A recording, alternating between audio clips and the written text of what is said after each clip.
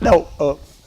Okay, so in the world of virtual learning, I have found an option to finally get Winston Lee to work.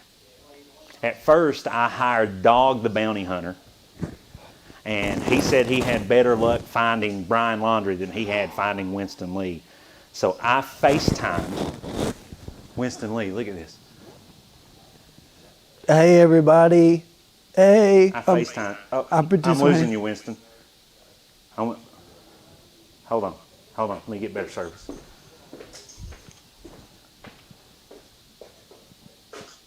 Oh, you're here.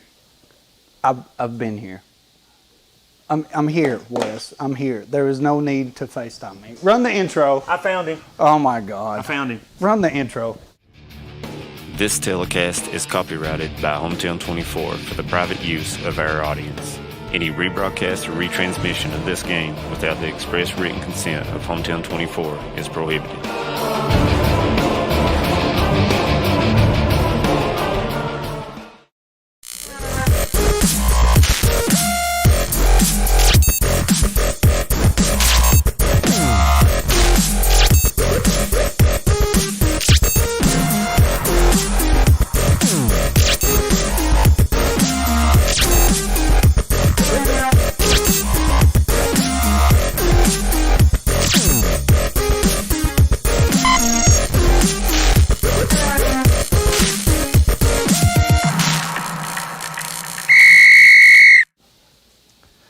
So, yes, Winston Lee is here. That was my fault. I hadn't looked behind me, I guess. He's actually been here for about 20 minutes, he says. I'm sorry. 20 minutes. What everybody in this studio says is late. When is 20 minutes early late? I'm sick of this.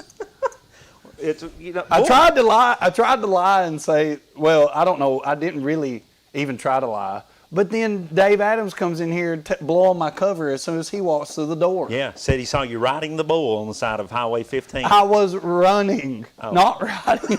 I'm not rodeo. As much as we love to have fun on our show and give you all kinds of entertainment on this show, we do have good hearts, and we do love to show respect to those who deserve respect.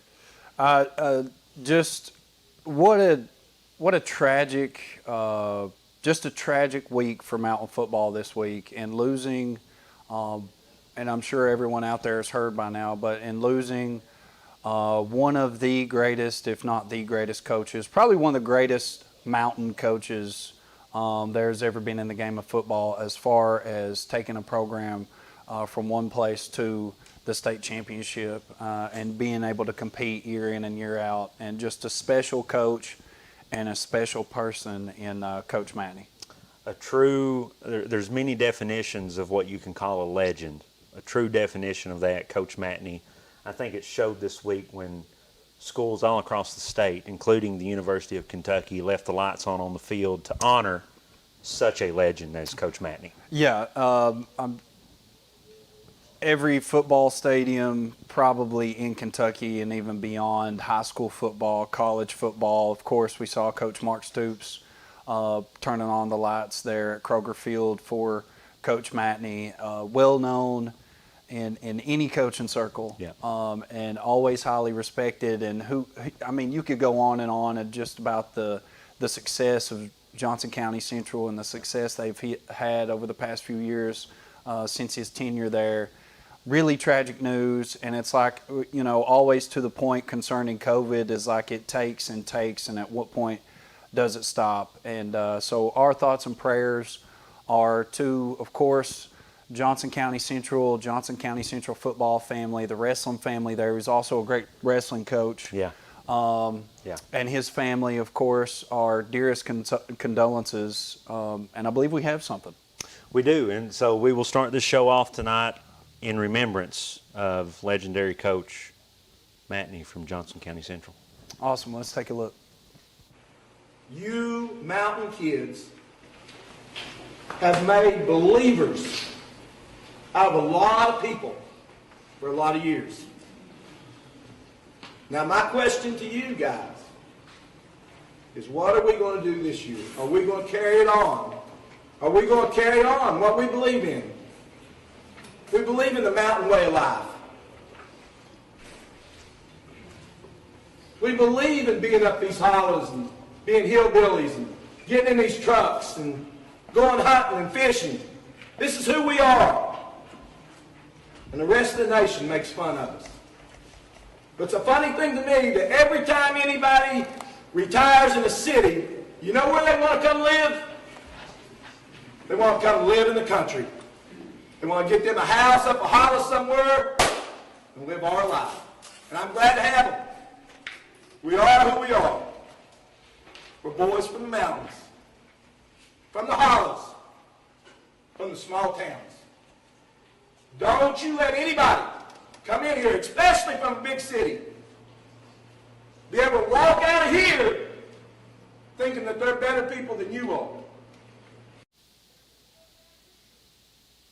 Man, and just what a legend in his own right, and Absolutely. just what a special person. And you can tell by his words and his passion for the game and the passion for mountains and the passion for his student athletes.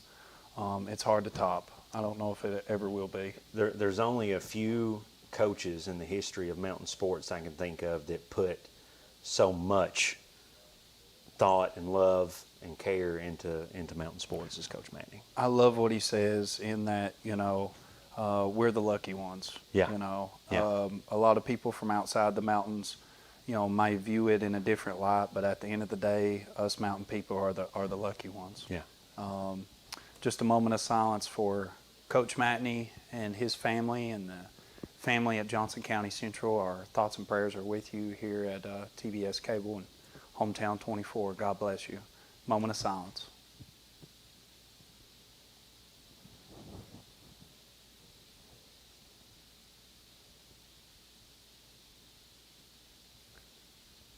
Thank you. And coming back up, we'll be back with big time topics on Before the Whistle. When it comes to your family's health care, making the right connection is easy with just a call, click, or visit to one of Mountain Comprehensive Health Corporation's clinics serving Eastern Kentucky and Southwest Virginia. Our providers cover the full spectrum of medicine for the whole family, as well as specialty and support services such as pulmonary, optometry, dentistry, and podiatry, plus on-site labs, x-rays, nutritionist, and more. Call today for an appointment or telehealth visit. Now accepting Virginia Medicaid. Mountain Comprehensive Health Corporation. TVS Cable has everything you need to stay entertained. Video services with all your favorite channels and local sports on Hometown 24. Ask about digital voice service for home and business. High-speed internet so you never fall behind in a game. There's something for all ages. We've got you covered. Sit back and enjoy everything TVS has to offer. Stay connected with TVS. Thacker Grigsby is constantly working to bring the latest technologies home. Home, where we live and work. A place we want to see grow and prosper. From Jackson to Hindman and everywhere in between.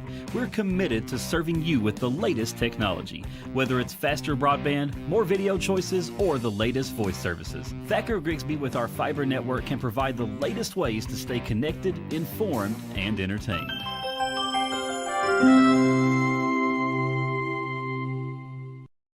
At TVS Cable, we are committed to providing you with the best broadband available, whether that be through expansion of our fiber-to-the-home facilities, new builds into previously unserved areas, or by launching DOCSIS 3.1, the latest technology in cable broadband.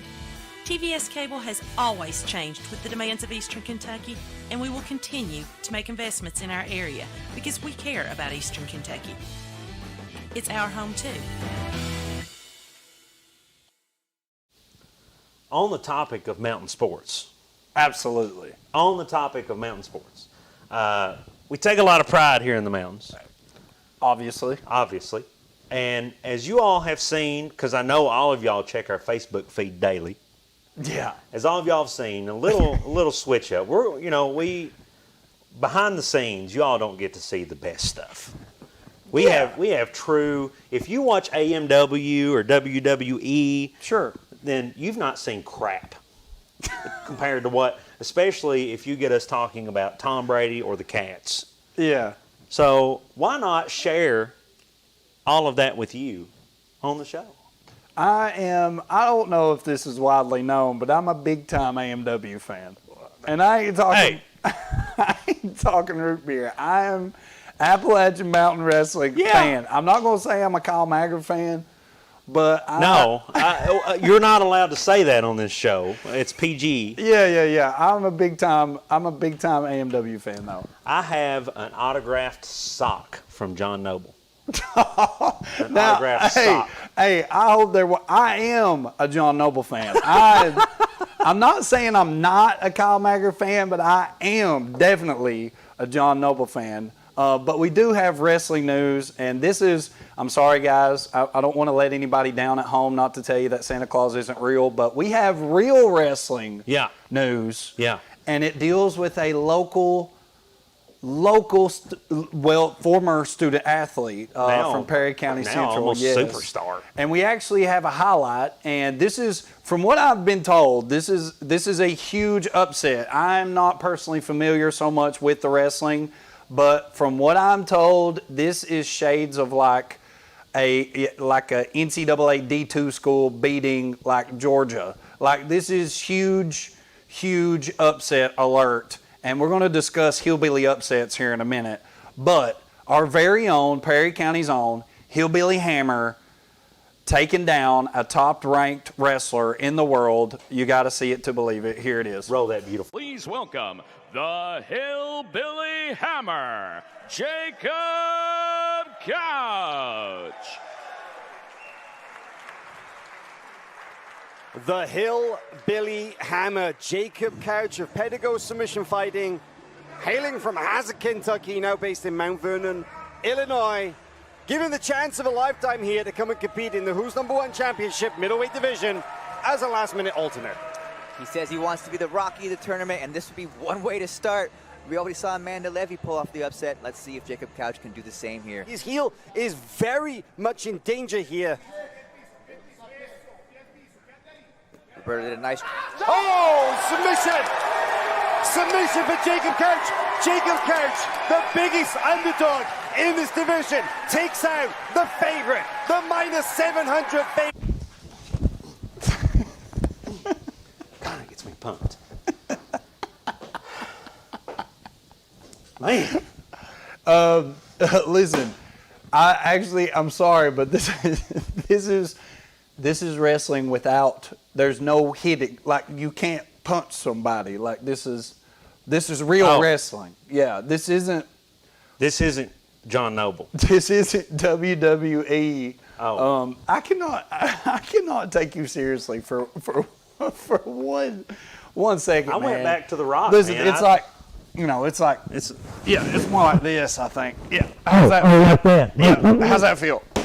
Yeah, that's what I thought. Oh, okay. That's what I thought. I've been lifting. Oh, so different. So not punching, fighting, but what'd you say that word was? Grappling? Yeah, I think it's grappling is the correct term. I got to watch the terms. I now have a list of terms that I cannot say. Josh Cornett gave me a specific list of terms that I'm not allowed to say here on air, but I think grappling it's questionable, but it's safe. I just saw Pedigo submission fighting, so I thought like pedigree dog food and how mad it'll get you sometimes. Shout out to Jacob Couch, man. That is a huge accomplishment. From what I understand, this guy was second ranked in the world. Is that right? Can we get confirmation on that as far as the guy that he defeated? And this is huge. Hillbilly Hammer is what his nickname is, which is amazing, right? That's correct. Former Perry County Central student. The Hillbilly Hammer. And I like his swag, too. He came out through these LED lights, swagging back and forth. He was celebrating big time when that thing was over. Like, it was nice. That's amazing. So this went on in the WNO, and I did my research. Okay. All right. For Mr. Couch, and that is the Who's Number One Championship is what that stands for.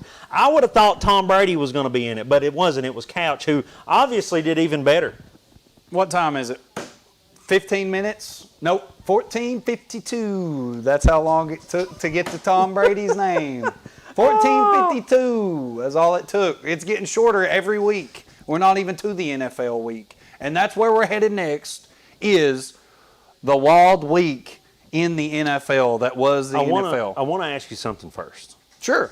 I want to hear your opinion, because I'm originally from Clay County, home of the notorious. I hope he's going to be on the show one day. Richie Farmer. I'm trying to transition and you ain't ready. Oh. The Hillbilly Upsets. Richie Farmer. Is this one the greatest of all time? Is Jacob Couch the greatest hillbilly upset of all time? I think, to be fair, you have a lot of bias because you're like Clay County-ish. So, like, Richie Farmer winning state championship against Allen Houston, is obviously the first place your mind goes. Yeah. And there probably was actual hitting involved. I'm sure. Yeah, there probably was actual wrestling and punching. I'm sure Coach Keith might have even threw a few chairs. Oh, I'm sure. It's untelling what he did the night after the championship. It's untelling. Can you think of a bigger one than Jacob Couch or Richie Farmer? As far as just upsets. Yeah, like somebody from the mountains just going in and kicking some beep. Yeah, that's on the list of words you can't say. That was not an actual bleep, ladies and gentlemen. I don't know. I'm trying to think of upsets. Maybe somebody out here can help me. Like, I want to know, like, maybe some upsets. Shelby Valley winning the state championship with Elijah Justice was not necessarily a big-time upset, even though it was really cool to see a mountain team get it done. Sure. That's also basketball. Mountain teams winning a state championship. Of course, Somerset did it in football a couple years ago. It was really nice. Johnson Central does it all the time, but it almost doesn't seem like we need a good quality, like, hearty upset. And I'm not, as far as the mountains are concerned. Has Chris Stapleton ever won a VMA over somebody like that? Oh yeah, I mean, if we want to take it beyond sports, yeah, sure, absolutely, maybe. But I don't know. You're thinking just straight hillbilly upset. Yeah. I was trying to think more at collegiate level, high school level, like sports upset. Man, I don't know. I'll tell you what, in moving to the NFL, the Lions almost pulled off one last week that I thought was actually going to happen. Oh, wow. Yeah, what about that? I mean, our producer, Josh Cornett. Our producer, Josh Cornett, so kindly informs us that 2 years ago, the Letcher County Central Cougars, coached by somebody, beat Cordia, who had put a running clock on them earlier in the year, and then turned around and beat Knott County Central the next night. Like, I forgot that was a monumental upset. BB, let me Let me tell you why you can't trust him. I figured this out. I blame it on Kevin Davis making us laminate those play sheets. Winston came and tried to be our friend on the bench, but really he snuck out Kevin Davis's playbook out of his back pocket.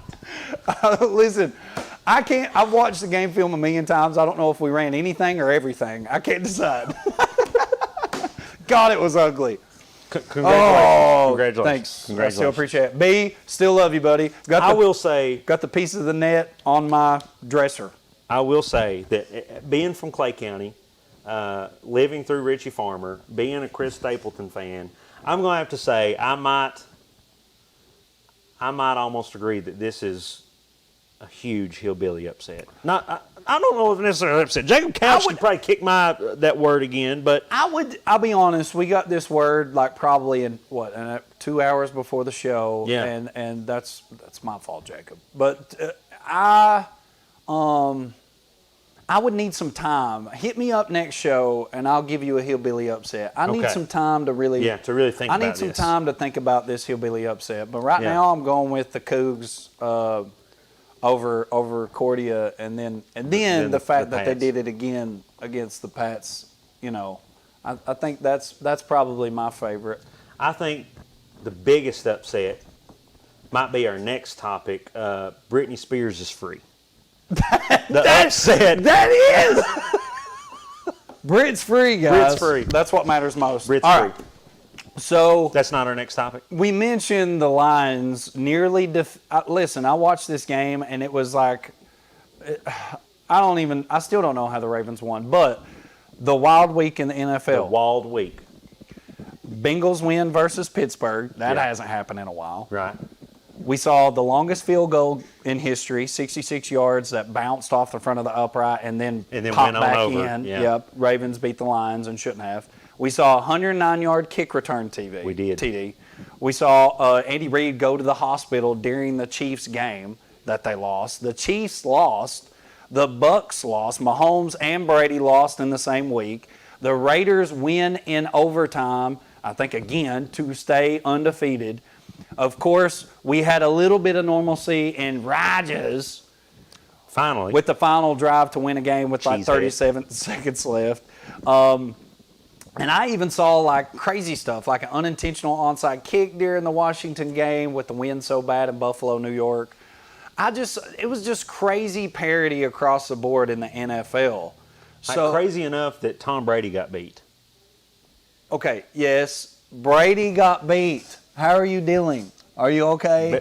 By the best team in the NFL. So my question I'm posing to you, Let's hear we're it. about views tonight, and not necessarily news. Everybody knows the news.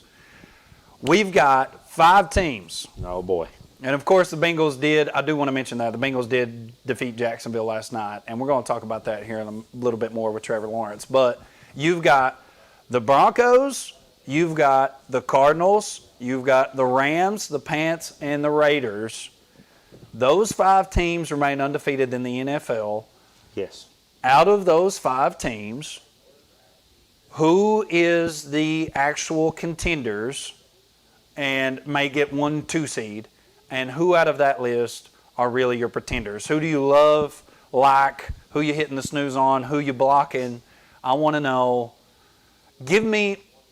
Let's start at the bottom. Who do you think just is not going to stay there? I definitely don't think the Cards are going to stay there. Listen, I like the Arizona Cardinals, all this, Sure. but that ends Sunday, I think. They play the Rams. I think I would argue later on in this segment that the Rams are the best team in the NFL right now, and I think that they're just going to absolutely ram the Cards on Sunday. That's beautiful. Did you like that? I don't know. That was a little violent for me. The Rams. It was a little violent for my liking. Okay. Ram the Cards. I'm going to let you continue. So your Cards is your bottom pick. That's my bottom pick. Who would be your pick that's like, okay, these guys are going to see it through the long haul. They are the best team in the NFL and should be. Right now, I think the best team in the NFL is not even the Rams. I'm going to say the Rams defense is the best team in the NFL. I'm not even going to call it the Rams. The Rams defense is the best team in the NFL right now. Okay, yeah. Put them on the field against anybody. Anybody. Okay. Anybody right now. Okay, is it my turn? It's your turn. I want to hear it. Who's at the bottom? I really think at the bottom for me is Denver. Okay. I don't think they're as good as 3-0 would suggest. I think you take a really in-depth look at their schedule. They've beat like the Jags, the Giants. Who is the other one they've beat? The Jags, the Giants, and somebody else awful. But now here, I'm going to throw this in there for you. Sure. Right.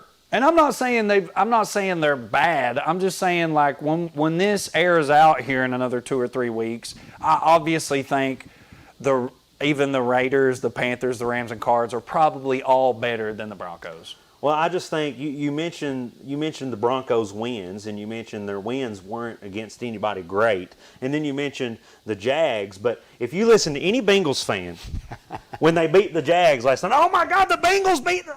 Yeah, they beat the 0-4 Jags. Listen, when you are the Bungles, you appreciate any win that might fall in your lap. And last night one did, and I loved it, and I celebrated it. I was up in my living room. I was clapping. I was dancing.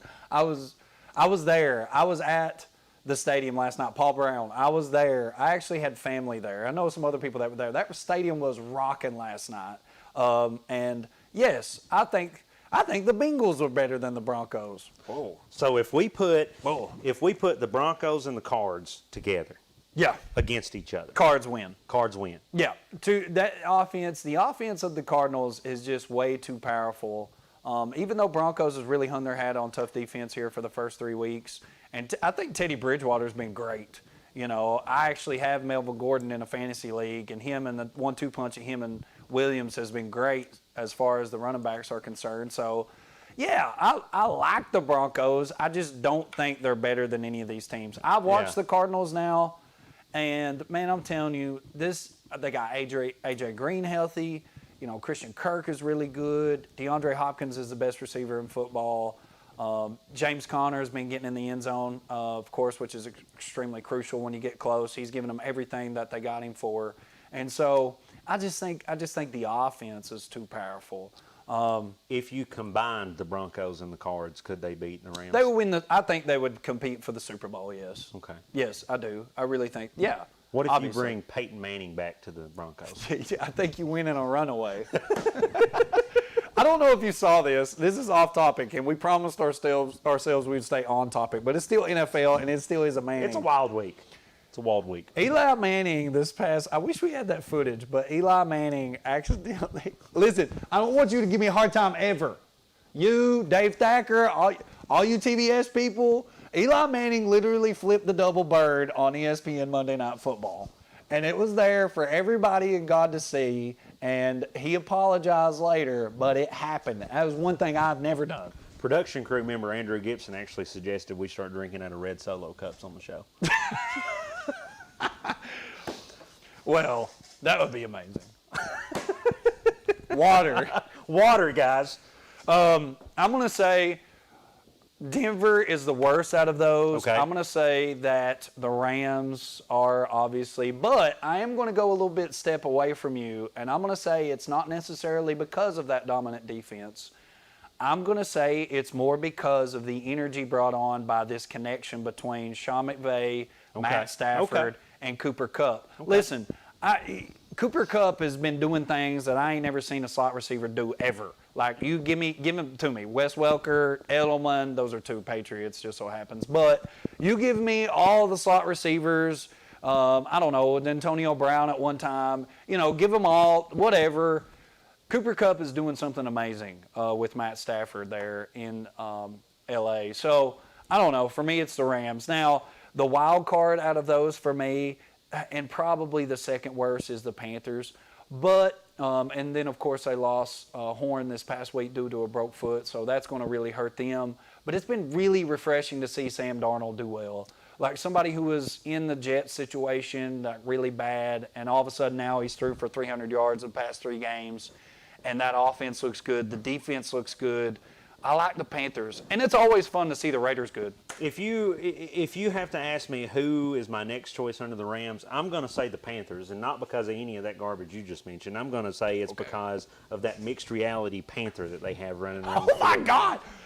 Have you guys seen this? I wish we had a clip of that, too. What am I doing all week? I'm going to send you all these clips. That's intimidating enough. The 4D Panther in Carolina at Charlotte, if you have not seen it, you need to go Google it right now. YouTube it.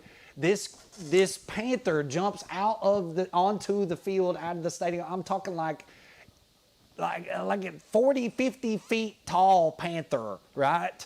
And it's crazy looking. And I guess fans had their phone, and you could watch it with your phone happen out on the field. Craziest thing I've ever seen. Totally awesome. So we've been begging for like studio upgrades, and TVS and Thacker and Grigsby are slowly delivering on that. Actually, quickly delivering on that. Look at this studio. Josh, can we? Well, along with that new studio, can we get a mixed reality like Kyle Maggard that runs around here or something? I have an idea. Harold's at the Harold house. Mullins mixed reality figure. A holographic the Harold. You can talk as bad as you want to him. All right, so I think me and you are in agreement on the Rams. We're a little disagreeing about who's worse. I think it's amazing. I do want to mention that. Wait. Who am I? Wait, who's this? It's John Gruden. Do I look like you? He always has that serious, pucker on his face. I don't know what it is. Like a soldier. What is that word? He's always got this strange look on his face. Like, he's just so serious, man. That's a good impersonation now that you mention it. That's great. What are you doing? That's great. What are you doing, Clark? That's what he does. I would play good for him. When we get back, we have had this discussion for 2 weeks, and we're continuing with the NFL. Obviously, if you've paid attention, quarterback rookies pretty much, can I say this word? Suck. Is that acceptable? Yes? Okay. When we get back, rookie quarterbacks, is it the player or is it the system that they're playing for? Player one versus the computer. When we get back. We got a thumbs up about sucks. Okay. When it comes to your family's health care, making the right connection is easy with just a call, click, or visit to one of Mountain Comprehensive Health Corporation's clinics serving Eastern Kentucky and Southwest Virginia. Our providers cover the full spectrum of medicine for the whole family, as well as specialty and support services such as pulmonary, optometry, dentistry, and podiatry, plus on-site labs, x-rays, nutritionist, and more. Call today for an appointment or telehealth visit. Now accepting Virginia Medicaid. Mountain Comprehensive Health Corporation. TVS Cable has everything you need to stay entertained. Video services with all your favorite channels and local sports on Hometown 24. Ask about digital voice service for home and business. High-speed internet so you never fall behind in a game. There's something for all ages. We've got you covered. Sit back and enjoy everything TVS has to offer. Stay connected with TVS. Thacker Grigsby is constantly working to bring the latest technologies home. Home, where we live and work. A place we want to see grow and prosper. From Jackson to Hindman and everywhere in between. We're committed to serving you with the latest technology. Whether it's faster broadband, more video choices, or the latest voice services. Thacker Grigsby with our fiber network can provide the latest ways to stay connected, informed, and entertained.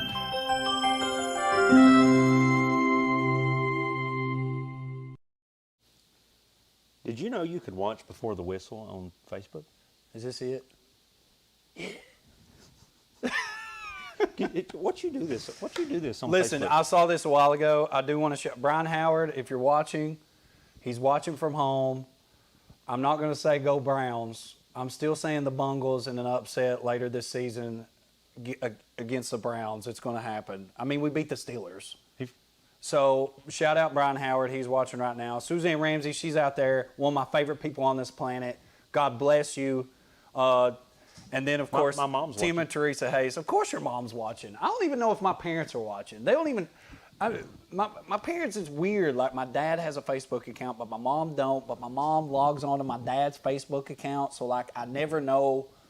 You know, you never know. You just never know who you're getting. I don't know. Are you there? I do know that I'm a huge fan of this Before the Whistle show, and if you go on Facebook, you can click turn on and get notified when we go live next. Wait, we do have confirmation. What? Yeah, you can click on it and it'll notify you whenever Wes and Winston go live.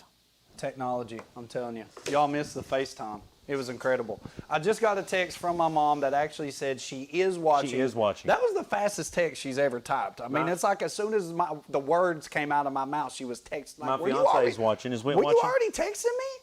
Like, she said I should tuck my shirt in. I'll be honest, Mom, I thought it would be It's hid. even unbuttoned. Look at this. I thought it would be. Woo! Don't show my belly. Woo! Look. That's on the list. Oh. Can't do that. Can't be doing that. All right. Mom, I'll tuck in during the break. How's this? Whit's going to be so mad that you showed your belly on TV. You couldn't see nothing. All right. So, NFL talk, rookie quarterbacks, and I can't believe this word has I don't know. We've been scaling back. But rookie quarterbacks are pretty much hot trash. Yeah. You know, they've lost every game. Zach Wilson, I watched Zach Wilson last week, and he was throwing water balloons. Like, I don't know what he was doing. Trevor Lawrence has been bad. He, of course, has led the NFL in interceptions up to this week. You can make the argument for Mac Jones, who's probably played the best out of all of those. Yeah. He's had great accuracy. He leads all rookies there, quarterbacks with at least passing percentage. But Justin Fields' performance last week, ugly. It's been ugly. And so, you know, after all the hype of these quarterbacks are great. Oh, my God, this is the best class ever. Like, these guys are so incredible. Wow. Trevor Lawrence is supposed to be the next Peyton Manning. Yeah. Like Tom Brady. Yeah. So, No. well, whatever. So, is it the fact that these kids are so bad, or is it the fact that they play for the wrong system? You know, I don't know. I want to go out on a limb and say neither. I think for a rookie quarterback to come in the NFL and play good, it's rare. Patrick Mahomes did pretty good as a rookie. Yeah, he did. But you've got guys, Tom Brady's been playing for 38 years in the NFL. Peyton Manning played for so long. How do you expect one guy to come out of college and compete with guys like Tom Brady and Peyton Manning? I understand what you're saying, and Yeah. I don't. Well, I mean, of course you took the cheap way out. You might as well get up here and straddle this table. You can't pick one side or the other. Jesus. Just give him my opinion. I think it's a system thing. I mean, I think obviously if you take Trevor Lawrence and I think if you put him with, I don't know, any of these 5 teams, Yeah. I think if you put him on the Raiders or the Panthers or even the Broncos, Yeah. I think he's having a much better season. Now, I will say this, and I did hear this stat last night, is like actually the only other rookie that had as many interceptions as Trevor Lawrence did through the first 3 games was, Yeah. you want to guess? What? Who? Peyton Manning. So this doesn't necessarily mean it's the end of the world, and it's no time to be like, oh my God, panic button, Trevor Lawrence is awful, let's trade him, let's get rid of him, he can't play in the NFL. But, I mean, I do want to see a little bit more, and I was totally sold on Justin Fields, one. I was totally sold on Trevor Lawrence. I'm totally sold on Zach Wilson, and to see them perform in the NFL through the first 3 weeks, and you're probably right. Yeah, It's is it not the fair. system? Yeah, it's not fair to be like, well, when it comes to the Jets, I can make this argument, and I don't want to be a straddler either, like you. Is that on the list? No. But yeah, they ain't nobody gonna be good for the Jets. The Jets' best hope, you know, if they want to have a good quarterback right away, would be to obviously just go spend some money and get a veteran, right? Right. You know, same for the Jags, and the same for, you know, some of these other guys. But I don't know. Justin Fields is honestly the one that bothers me because he had just all this athleticism and hype around him, and last week was just awful. It was like a wreck. But then, okay, I don't know. I think if you... But then here's what's amazing, right? Is like the Patriots, Yeah. being an amazing system, Sure. get back Jones, Yeah. the right fit, Yeah. and it ain't that bad. Right. So I think there's an argument that you say it's the system. Would Trevor Lawrence be as good on the Patriots right now? Sure. I think so. Would Justin Fields be as good? Maybe even better. So I honestly think it's the system. I don't think it's. Have I changed my mind throughout the course of my own conversation? I think it's the system. I think the system could make quarterbacks better as a rookie. Is that fair to say? I think Yeah. if you're in a system like Yeah. the Patriots, it Sure. can make a quarterback better. As far as a quarterback being bad, if you factor time into the consideration. You're right, Harold Mullins. Mahomes didn't play as a rookie. Well, but the first year that he did play, okay, and that makes up a good. That's a good. Should these guys set a year? Well, and that's yeah. I think if you take time, Trevor Lawrence, I think 5 years from now is going to be dang good. I think he is. Sure. So I'm not necessarily. If you put time in the consideration, I'm going to say it's the player, because I think Trevor Lawrence is going to be good. Now I think you've got some other guys. Justin Fields. Yeah. I think he sucks. I think it's going to be a player thing. Okay, I'll be honest. Zach Wilson last week, what bothered me is this boy might as well have closed his eyes. Have y'all seen his mom? Hey, he might as well has closed his eyes and threw it up. Okay, I'm serious. And he looks like he's 8. It looks like he's 16. Yeah. So I just think Zach Wilson, he's bad. I thought he was good. He's bad. I think Mac Jones is good. But here's the difference. Mac Jones is older. It's like Joe Burrow. Joe Burrow is 24 years old. He's out here playing not like a second-year guy. Yeah. I mean, last night he literally I don't know the conversation, but I think last night Joe Burrow looked at Zach Taylor in the face and said, "Don't worry, brother. Don't worry, I got it, Zach. Like, let me go." That was on the list. Was it? Yeah. Don't touch him. I just really think Joe Burrow looked at Zach Taylor last night and was like, "Hey, put your card up. Like, take your headset off. Just chill out over here on the bench. Let me run 0 back and let me go to work." And that's literally what happened. And so I will say Joe Burrow looked good. he Now, looked good. he still plays for the Bengals, so ultimately he's still going to be bad. Is there something on your heart you need to let go? Is there a vendetta? We talk about all the time. Let me have 3 wins. Let me have the 3 wins. And you know what really stinks, though, is they lost to the Bears and shouldn't have. And Joe threw like 3 picks in a row, shouldn't have. And then they still almost came back and won. They should have. I think that's a good argument by Harold is maybe the players are good enough, but they should take their time. I think and what so. we're seeing is quarterbacks thrown into a system and thrown out there on the field. I love what Urban Meyer said last night after the Bengals game. Did you see it? Yes. He said, preparing for these games every week is literally like playing Alabama in college every single week. Could you imagine? And it's like, hey, man, welcome to the NFL. Welcome to the NFL. He obviously thought he was going to go to Paul Brown and sneak in a win last night, and it didn't happen. And honestly, Trevor Lawrence played great. Like, they played flawless. They didn't turn the ball over. Like, they played great last night. And it just didn't happen for him, and that's what happens in the NFL. So combining what you and Harold say about time, again, I think it's more the player. I think eventually if they have time, they're either going to be good or bad. We do agree that the system can help. Can help. I think it can help. Or it can hurt. I think the system can hurt if you look back at the old school, not the this year good, the old school Cleveland Browns. Look at Sam Darnold. I mean, sure. he went to the Jets, and they tried to make him the franchise quarterback, and he was awful. And now with the Panthers, they're 3-0. He's thrown for over 300 yards every game. He looks great, And so it's like, I don't know. Well, that's more of a program thing, right? In terms of hillbillies, if we go back in time and put Tim Couch in a different system, does he end up okay? I don't know. I just don't know. Now, Leslie County's interviewing area, so be careful. I don't know. I think so. I mean, there was no doubt that he was the most, obviously he was. You go number 1 pick, you're doing something right. He was the number 1 pick, so it's like, yeah, but man, that's so disheartening when it doesn't work out. That would be the equivalent of like Trevor Lawrence not working out. Yeah.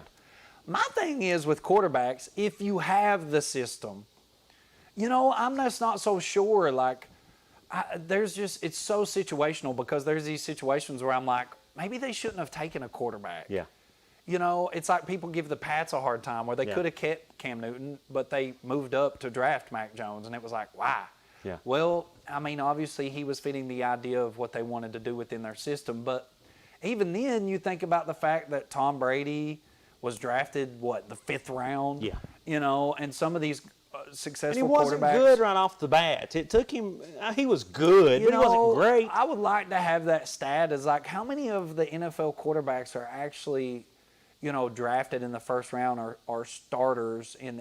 I'm sure it's most, but still there's this possibility out there, and it depends on the draft class. All right. Anyway, I was looking at this list that you're talking about, and I did find the word straddle, and it says on the list the only time we're not allowed to say it is if Harold says it. Harold, all you said is Mahomes didn't play. Speaking of Tom Brady, and speaking of Harold Mullins, we actually have found some rare photographic footage. And we told you on the show last week with me and Jonathan and Katie that this photo was out there. So we've been trying to find it, and Katie found it. What you're seeing here is Tom Brady and Harold Mullins. Prom. Junior year prom. I will say this. Neither one of them has aged a day. They've not aged a day. What year They've is not that? aged a day. Neither one of these gentlemen have aged not a day. Actually, Tom looks a lot better. Harold looks the same. I think Tom was 16 at the time. It looks like Harold might have been 42 at this time. I thought that was too nice. Harold, how old were you in this picture? Yeah, how old were you right here, Harold? Yeah, this is Tom Brady. Kevin Day, shout out, man. I love 103.9 The Bulldog. If you're looking to listen to a game tonight, listen to the yeah. Well, what you do is you put on the Cougars on 103.9, but you watch TBS cable is what you do. Yeah. Yeah. That way so you don't have you're to getting all the listen to football David at once. Adams. You can watch the game, but Yes. listen to somebody other than David Adams. Absolutely. Yeah. So the footage of Harold Mullins and Tom Brady is pretty priceless there. You know. All right. So our we player. want some details about that eventually, but. Yeah. Thanks, Harold. I'm going to say not 42. I'm going to say that's more like 52. So that puts Harold at what age now? 80. He's down in his back. He is trying to play one round of golf. Harold, I love you. I miss you. All right. So player one versus the computer. You're saying you're going with it's more about the player. I think it's more about the player. I personally think it's more about the fit in the. I think it's more about the system. I think you can take a lot of bad quarterbacks and make them okay. I think you can take good quarterbacks and make them better. I think it's all dependent on the system. One of our gamers, why don't you let me know what is Trevor Lawrence's rating on Madden 22? It's got to be pretty good. It's got to be pretty good, right? Okay, we're not going to start in this. I'll be back next week. Beware. Shay Coyne said that's circa Tom 2008. Bring Tom with you. 58, she said. We're 58. We have an age. Listen, I don't want to open up this can of worms, but I'm just going to end our conversation in that regard by saying, and we're going to continue with, is freaking on the list? Can I say it? Only from David Adams ain't allowed to say it. Okay. Freaking Tom Brady.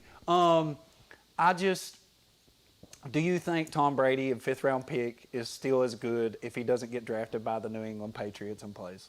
And I know he's good now. I know he's great with the Bucs. I know. He is. He's still throwing darts. I know. He's ageless. He still looks like he did in this picture. I totally agree. But is he as good now without playing in the Bill Belichick system? Okay, so if you You've got 2 minutes. If you listen to any podcast out there, I listen to Extra Points with Cousin Sal, and my good friend Cousin Sal brought up a great point. Your Wednesday. cousin Sal? My We're good from friend Clay Cousin County? Sal. Okay, go ahead. So, Bill Belichick and Tom Brady, you asked the question, is Tom Brady as good now? I think if they had not have come together out of Tom Brady's drafting and he hadn't have been at the Patriots, Tom Brady still has 2 rings. Okay, that's fair. Bill Belichick maybe 1. Maybe. Okay, that isn't as bad as I expected that to be. And I'm going to let that in there, and I'm going to save this heat. I'll go with your system talk. I do think that Bill Belichick brought in this amazing system, and Tom Brady fit into the role as facilitator in that system, and it made them what they are, yes, I do. And I think that's why Mac Jones, he may not be ultimately better than Trevor Lawrence, but he's better sooner than Trevor Lawrence. Yeah. Right? All right, I'm going to save this smoke for another time. But I am actually okay with the fact you said he wouldn't necessarily have, what has he got, 5 or 6 rings? 7. Wow, 7 rings. I agree. He might have got a couple somewhere else. Yeah. I don't know, maybe. No, I don't know. I think he gets 2, I'm going to save a smoke maybe for 3. next week. If I'm going system quarterback, I have to go all in and say, I don't even know. I don't know about Tom Brady. He maybe becomes like Peyton Manning, where he's a good quarterback for a long time but doesn't win a ring, and then he has to go actually somewhere else to a really good team that's willing to spend the money to get him, and he has to he's taken a pay cut his whole career to be good. Right, and I think that's why he still has maybe 3 rings. Absolutely. Yeah. It is. Yeah. Well, so then, because now it's almost like he's his own program. Right. Like as soon as he goes to the he Bucs, went into the everything's Bucs and he changed. became the coach. Like he becomes the offense and all the players come. Let me show you this. Let me show you this system I learned. I could see that. All right. So, with that being said, are you ready? I'm ready. Hello. Can you hear me? I don't even know the next line. But we're running out of time. You just got a thumbs down for your Hello from the outside. Is Charles Mike's doing that? I don't know if anybody has caught it, but Bill Belichick and Tom Brady are being reunited this week. Primetime football, NFL, Bucks versus Pats. I'm not even going to ask you who you got, but I am going to ask you, do the Pats and Bill Belichick, probably the greatest coach in NFL history, arguably, but probably, do the Pats have a chance?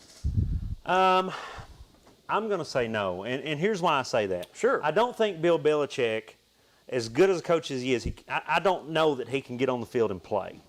I think this game means a lot to Tom Brady to get out there on the field and go in there and show something. Right. And I do think that they, as bad as it sounds on TV, I don't think their relationship is terrible. I really don't. No. It's not terrible. No. Yeah, no. And I think, and with that, I do think that after maybe the first 3 Super Bowls that Brady won with Belichick, maybe Brady took over more outside of Belichick's system and maybe won the next 3.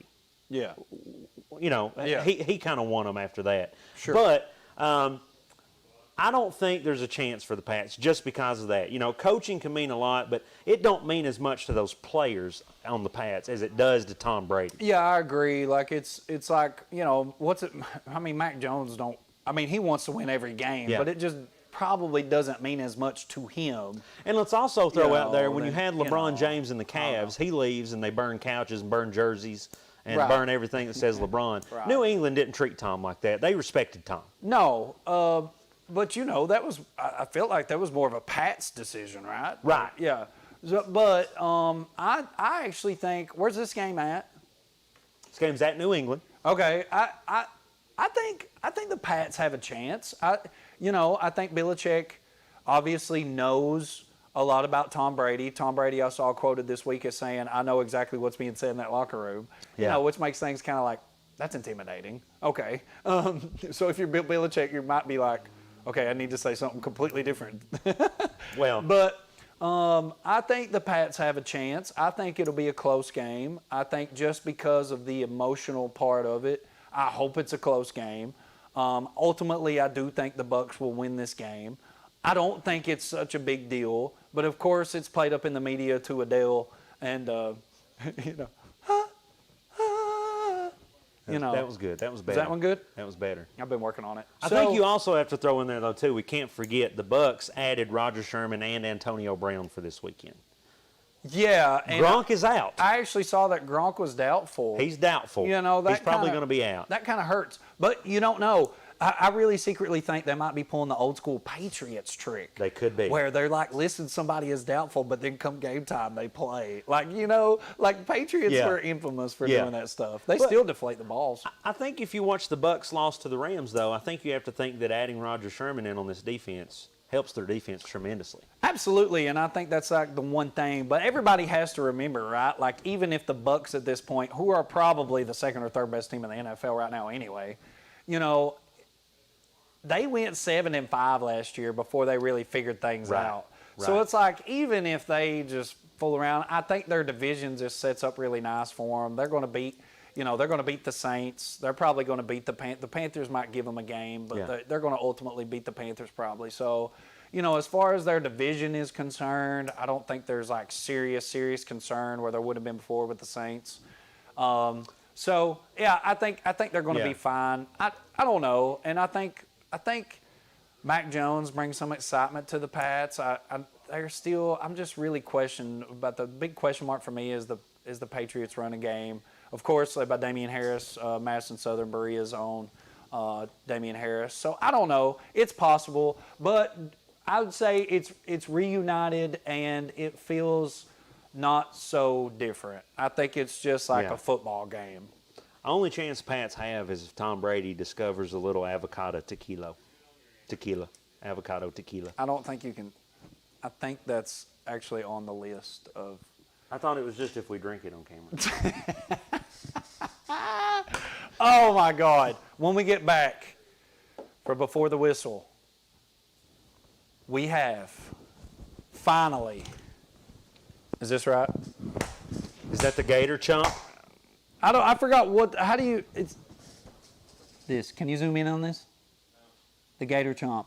The Gators. Gator player hater. When we come back, Tim Tebow's back. Gators, UK. Does UK have the power to overcome the Gators in Lexington? Something that hasn't been done in like 40 years. We'll get the year. When we get back, can UK pull it off? You say no. When it comes to your family's health care, making the right connection is easy with just a call, click, or visit to one of Mountain Comprehensive Health Corporation's clinics serving Eastern Kentucky and Southwest Virginia. Our providers cover the full spectrum of medicine for the whole family, as well as specialty and support services such as pulmonary, optometry, dentistry, and podiatry, plus on-site labs, x-rays, nutritionist, and more. Call today for an appointment or telehealth visit. Now accepting Virginia Medicaid. Mountain Comprehensive Health Corporation. TVS Cable has everything you need to stay entertained. Video services with all your favorite channels and local sports on Hometown 24. Ask about digital voice service for home and business. High-speed internet so you never fall behind in a game. There's something for all ages. We've got you covered. Sit back and enjoy everything TVS has to offer. Stay connected with TVS. Thacker Grigsby is constantly working to bring the latest technologies home. Home, where we live and work. A place we want to see grow and prosper. From Jackson to Hindman and everywhere in between. We're committed to serving you with the latest technology. Whether it's faster broadband, more video choices, or the latest voice services. Thacker Grigsby with our fiber network can provide the latest ways to stay connected, informed, and entertained.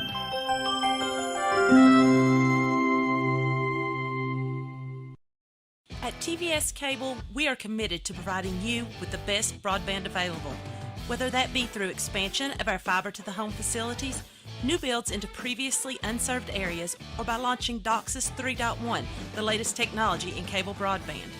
TVS Cable has always changed with the demands of Eastern Kentucky, and we will continue to make investments in our area because we care about Eastern Kentucky. It's our home too.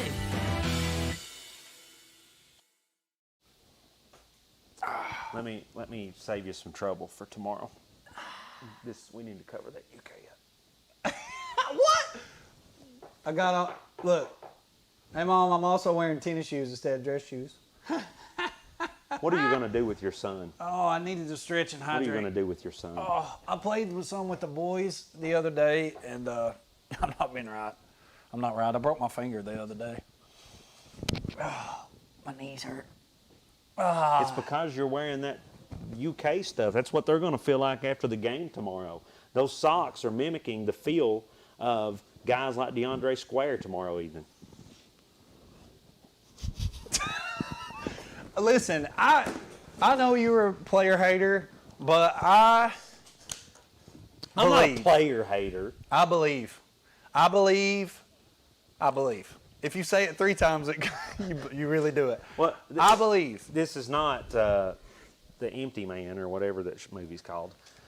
Josh Cornett come down here and said the Cats by 21, but we found out that he was looking at the difference in Florida and Kentucky's ranking, not the score. Whoa. All right, so listen, we didn't get a year. I think it was like 70-something. Why is it always in the 70s? Were we good then? I don't know. Since the University of Kentucky beat Florida in Lexington. Now, what's crazy about that is we've beat them, Terry Touchdown Wilson, God love his soul, in the swamp. And we have came so close. I was there 2 years ago. We were so close. That's Do you when remember Kyle that? Trask. That was when Kentucky and Florida both sucked. Yeah. So we've been so close, and I don't know. I happen to think it's time. I was there for the miracle game where he beat LSU, running out on the field, and I actually ran into Robert Lewis. So I was there. I wish I could be there tomorrow, but I honestly think that the Cats get it done tomorrow. And before you say no, let me tell you why. Let me hear it. Okay. Why? I think, obviously, you can answer this. What is the most worrisome part? Fumble, interception, fumble, interception. That one. 2, I worry about our secondary. Yes. You know, I really worry about our secondary. But from what I understand, I don't know if these guys, and maybe you know, but I guess so. I hope that our 6 guys who are now out of legal trouble and exonerated and like good. I hope this helps our team morale. I hope this helps our, you know, even if it doesn't necessarily help directly on the field. And from what I understand, you know, a couple of those guys are secondary guys. So I don't know. I hope that our secondary plays well. I think at this point, right? We had problems with South Carolina. We had problems with Chattanooga. Yeah. So I would think that going into this game, the most crucial game of the year thus far, that we are making necessary adjustments. I would like to see us put a spy on old boy since he's breaking all Tebow's records, which is scary enough in itself. But I would love for us to spy. I would love for us to rush around the edges, and I know that opens things up. But I would rather roll the dice and take those chances and be aggressive in a game that you, on paper, aren't necessarily supposed to win for a lot of people. A top 10 ranked team in the country, of course, according to the AP Top 25. I think that Levis has played really bad the last 2 games, and I think, is it fair to say he's due? I think he's due. It's fair. I actually like the fact we haven't used Wandale as much, because I think, and me and you agree on this and talking about it throughout the week, this is the game where you put the ball in. Are you listening to me, Cohen? Are you listening to me? Forget Eddie. Eddie Graham is. No. Nah. Liam. What? How would John Gruden say it? Let's hear it. Give the ball to Wandale. Wandale shows out tomorrow night. We win. Levis, Wandale. Rodriguez has got to be the guy. I still feel like we have to have been preaching ball security to this man. And I feel like at some point he may listen. They made him watch the movie. Oh, my God. The program. So that's where I'm at. Where are you at? Cantley, don't get mad. This is the one part of the show that I'm going to argue with Winston. Listen, it is my mom and dad's 38th wedding anniversary today. Wow. Tonight. Happy anniversary to my loving parents. Josh Cornett says happy anniversary. We love you, and we appreciate you watching the show always. It is their 38th wedding anniversary. Happy anniversary. We're coming up on the 40th. We'll have to do something big then. Also, it is Bob Smith's birthday. I hope he is watching. A longtime teacher at West Whitesburg Elementary and one of my favorite people in the world. Bob Smith, happy birthday. All right, your argument. Are you ready? I'm ready. I think you're right. I think Kentucky is making adjustments. I think they've been making adjustments. I think adjustments were made when we went into South Carolina to play the Gamecocks. Okay. But all of those adjustments don't matter if we're going to run it 80 yards down the field and fumble it on the 5-yard line. I think if we don't have these turnovers, and I know if ifs and buts were candy and nuts, we'd all have a Merry Christmas. But I want to say, if we don't fumble the ball, if we don't throw 3 interceptions, then we are a great team against South Carolina. We beat them by 3, maybe 4 touchdowns in that scenario. But we are making those turnovers. We made adjustments. Adjustments don't matter if Will Levis is not as good as everybody thought he was going to be. Period. Are you done? Florida by 10. Arlie Lee says we win because BBN gets it done. Kroger is going to be rocking. Now, I do think it'll be rocking. And you know, that this thing's been sold out forever. I saw a guy, Kylie Hall, on Facebook. He mentioned the fact that he's going to the game and he's got an orange lot parking spot, and he only has one arm, one leg, and one eye left after buying this ticket, but he's going. And so it's a hot ticket. I think everybody's there. Everybody's going early. We're prime time. You know, it's ESPN2 live. What's the line now? It 7.5. Wow, it was 8.5 earlier Yes. in the week, so now it's 7.5. So obviously, other people are thinking the Cats can get it done too. It is, of course, half blue, half white game. Half the crowd's going to be blue, half the crowd's going to be white. That blue-white chant's going to be wild. I think it's going to be rocking. You know, how experienced is you got to ask yourself immediate question of how experienced is this Florida front as far as the crowd noise is concerned. We have the big blue wall. Listen, I'm going to I can't argue for C-Rod. I think his ball security and his and Smoke's both has been awful. I think it's been atrocious. Yes. And, Ali had one last week too. I think Levis obviously has to take better care of the ball. The first couple games he was able to just sling it 60 yards and somebody go get it. Wandale was leading the SEC in 50-plus yard plays down the field. So now it's not that. Now we need you to put it on a body. We can't beat Florida by kicking 3 field goals. That's not going to happen against Florida. No, but I liked what we did earlier in the year, and teams have really caught on to it where we, which actually, we got away from a whole lot of play action. We actually were I like play action for the Cats. We were going to pass first in every series. Yeah. The past few series, and the stats have shown over the last couple games that hasn't really fared out well for us. Yeah. Give it to C-Rod on first and second down. Let's get what we get. We've got the big blue wall. Let's wear down that Florida offense, and then let's hit the play action.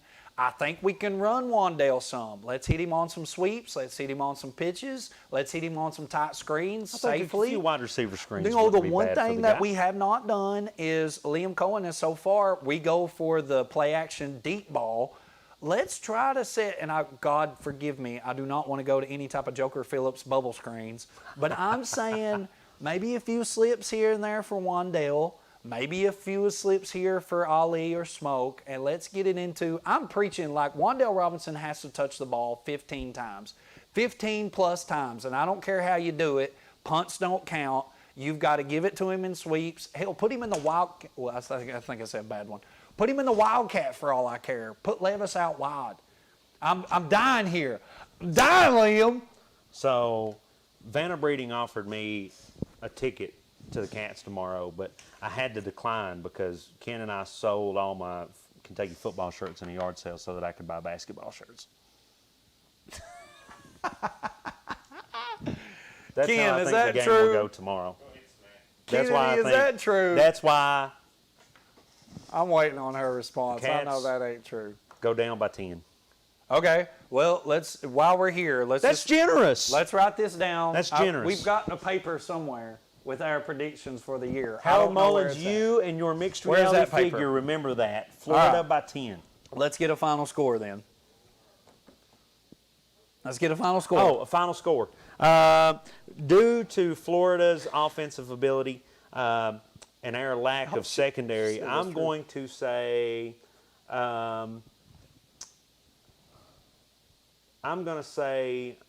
38 Whoa! to 28. Okay. I don't even know if that's numerically possible in football, but that's the score I'm going with. Sure. Anything is possible. I am going to say that if Kentucky scores 28 points, we're going to win. Okay? So I'm going to go a little different direction. I like the number 28, but I actually think it's probably going to be something like 24 or 27. I'm going to say the Cats, I'm going to say we have to score 27 to win.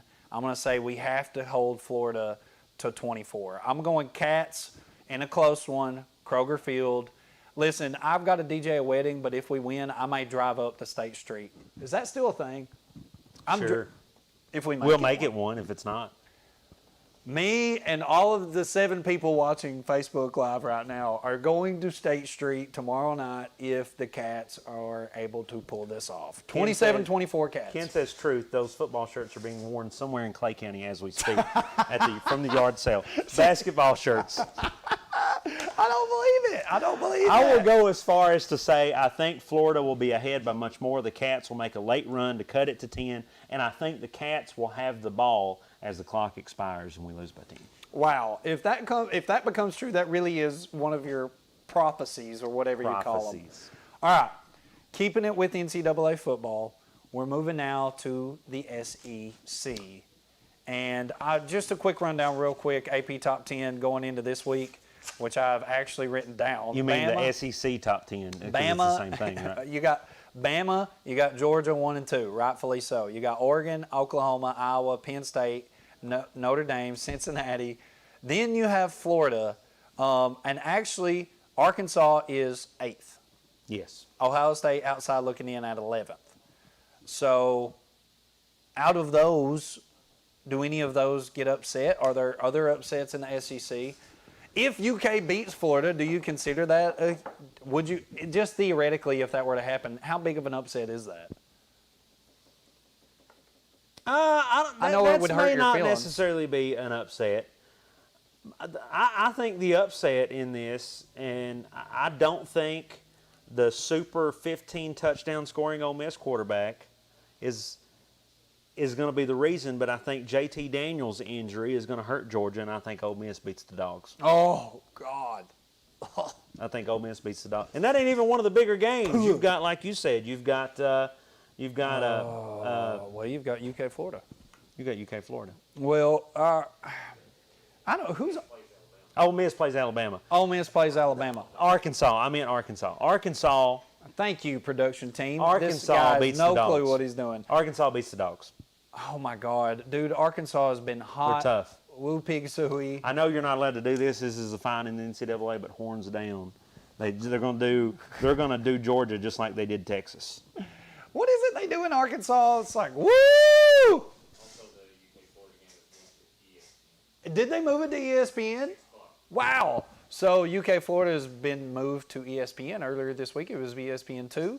And now obviously people betting this game, obviously people wanting to watch this game, it has moved to primetime ESPN. That's a big deal. Does Ole Miss have a chance against Bama? I do not think, it was nice to see, okay, we'll get that one. I want you to think about it. Ole Miss quarterback, 15 touchdowns, leads the SEC, maybe the best quarterback in the SEC. No, Can't get it it done. had to be pretty scary. I was actually shocked to see Florida play so well against Alabama last week, and we were all like at the edge of our seats. And I think maybe that ends up being a good thing for the University of Kentucky, but it would, I don't know, it would have been really scary to see them win. But maybe it's a good thing that they played well. And I don't know. I think they played out of the league. I don't think that was your typical Florida. I think Yeah, they played I mean, a I little feel like they above probably expectation. played mistake-free, so you hope Yeah. this week they make mistakes. While Yeah. we played like mistakes all over the board, and you hope we play mistake-free, it kind of reverses itself. So you say I don't know, it's what you hope so. 27-24, Kentucky. I do. I do not think Ole Miss, and I'm actually scared to death of Ole Miss. Something about Lane Kiffin just scares me, and I know that's like hysterical, like comical. Is it that he did so bad at Tennessee? Is that I what's don't scaring know, but something about, I don't know. I don't know what it is, and that's one of those situations where you have the mentor playing the apprentice, right? Well, with Nick Lane Kiffin Saban and made Nick the Saban. comment the other day that he thinks it's inevitable that you've got all these coaches that have been in the Alabama system and they leave and go and be successful at other schools. Somebody's going to beat him. Yeah, he says it's inevitable they're going to play good against Alabama. Yeah, absolutely. Yeah. Yeah, I think Ole Miss plays well, but I don't think they play. I mean, just like offensively, and you guys know this, but everybody does. It's Alabama playing against Alabama. Yeah, Harold says, "What are you smoking?" I'm Yeah, smoking on your mixed reality figure, Harold. He's straightened it out. So I'm going to say Ole Miss might hang for a bit, and maybe they still put some points up on the board. But I just think Alabama rolls. Yeah, I do too. Rolls Tide. I do too. By 2 or 3 scores, probably 3 scores, at least. Yeah, you got to play. Yeah. Yeah, and that's Offense don't do it. Yeah, offense won't do it against Alabama. No. Honestly, the team that has the best chance to beat Alabama is obviously Georgia. Yeah. Who's just absolutely physical up front, hold Clemson to nothing. So I mean, when you see something, I just think Georgia's going to be a really tough out for everybody. Georgia, in my opinion, very well may win the national championship. So this year. you're saying even with the JT Daniels injury, and Josh Cornett agrees with you if you say so, Yeah. Arkansas cannot overtake the Dogs. No. I think this has been a wild ride and woo pig sue or whatever they say. But you beat Texas, you beat Texas A&M.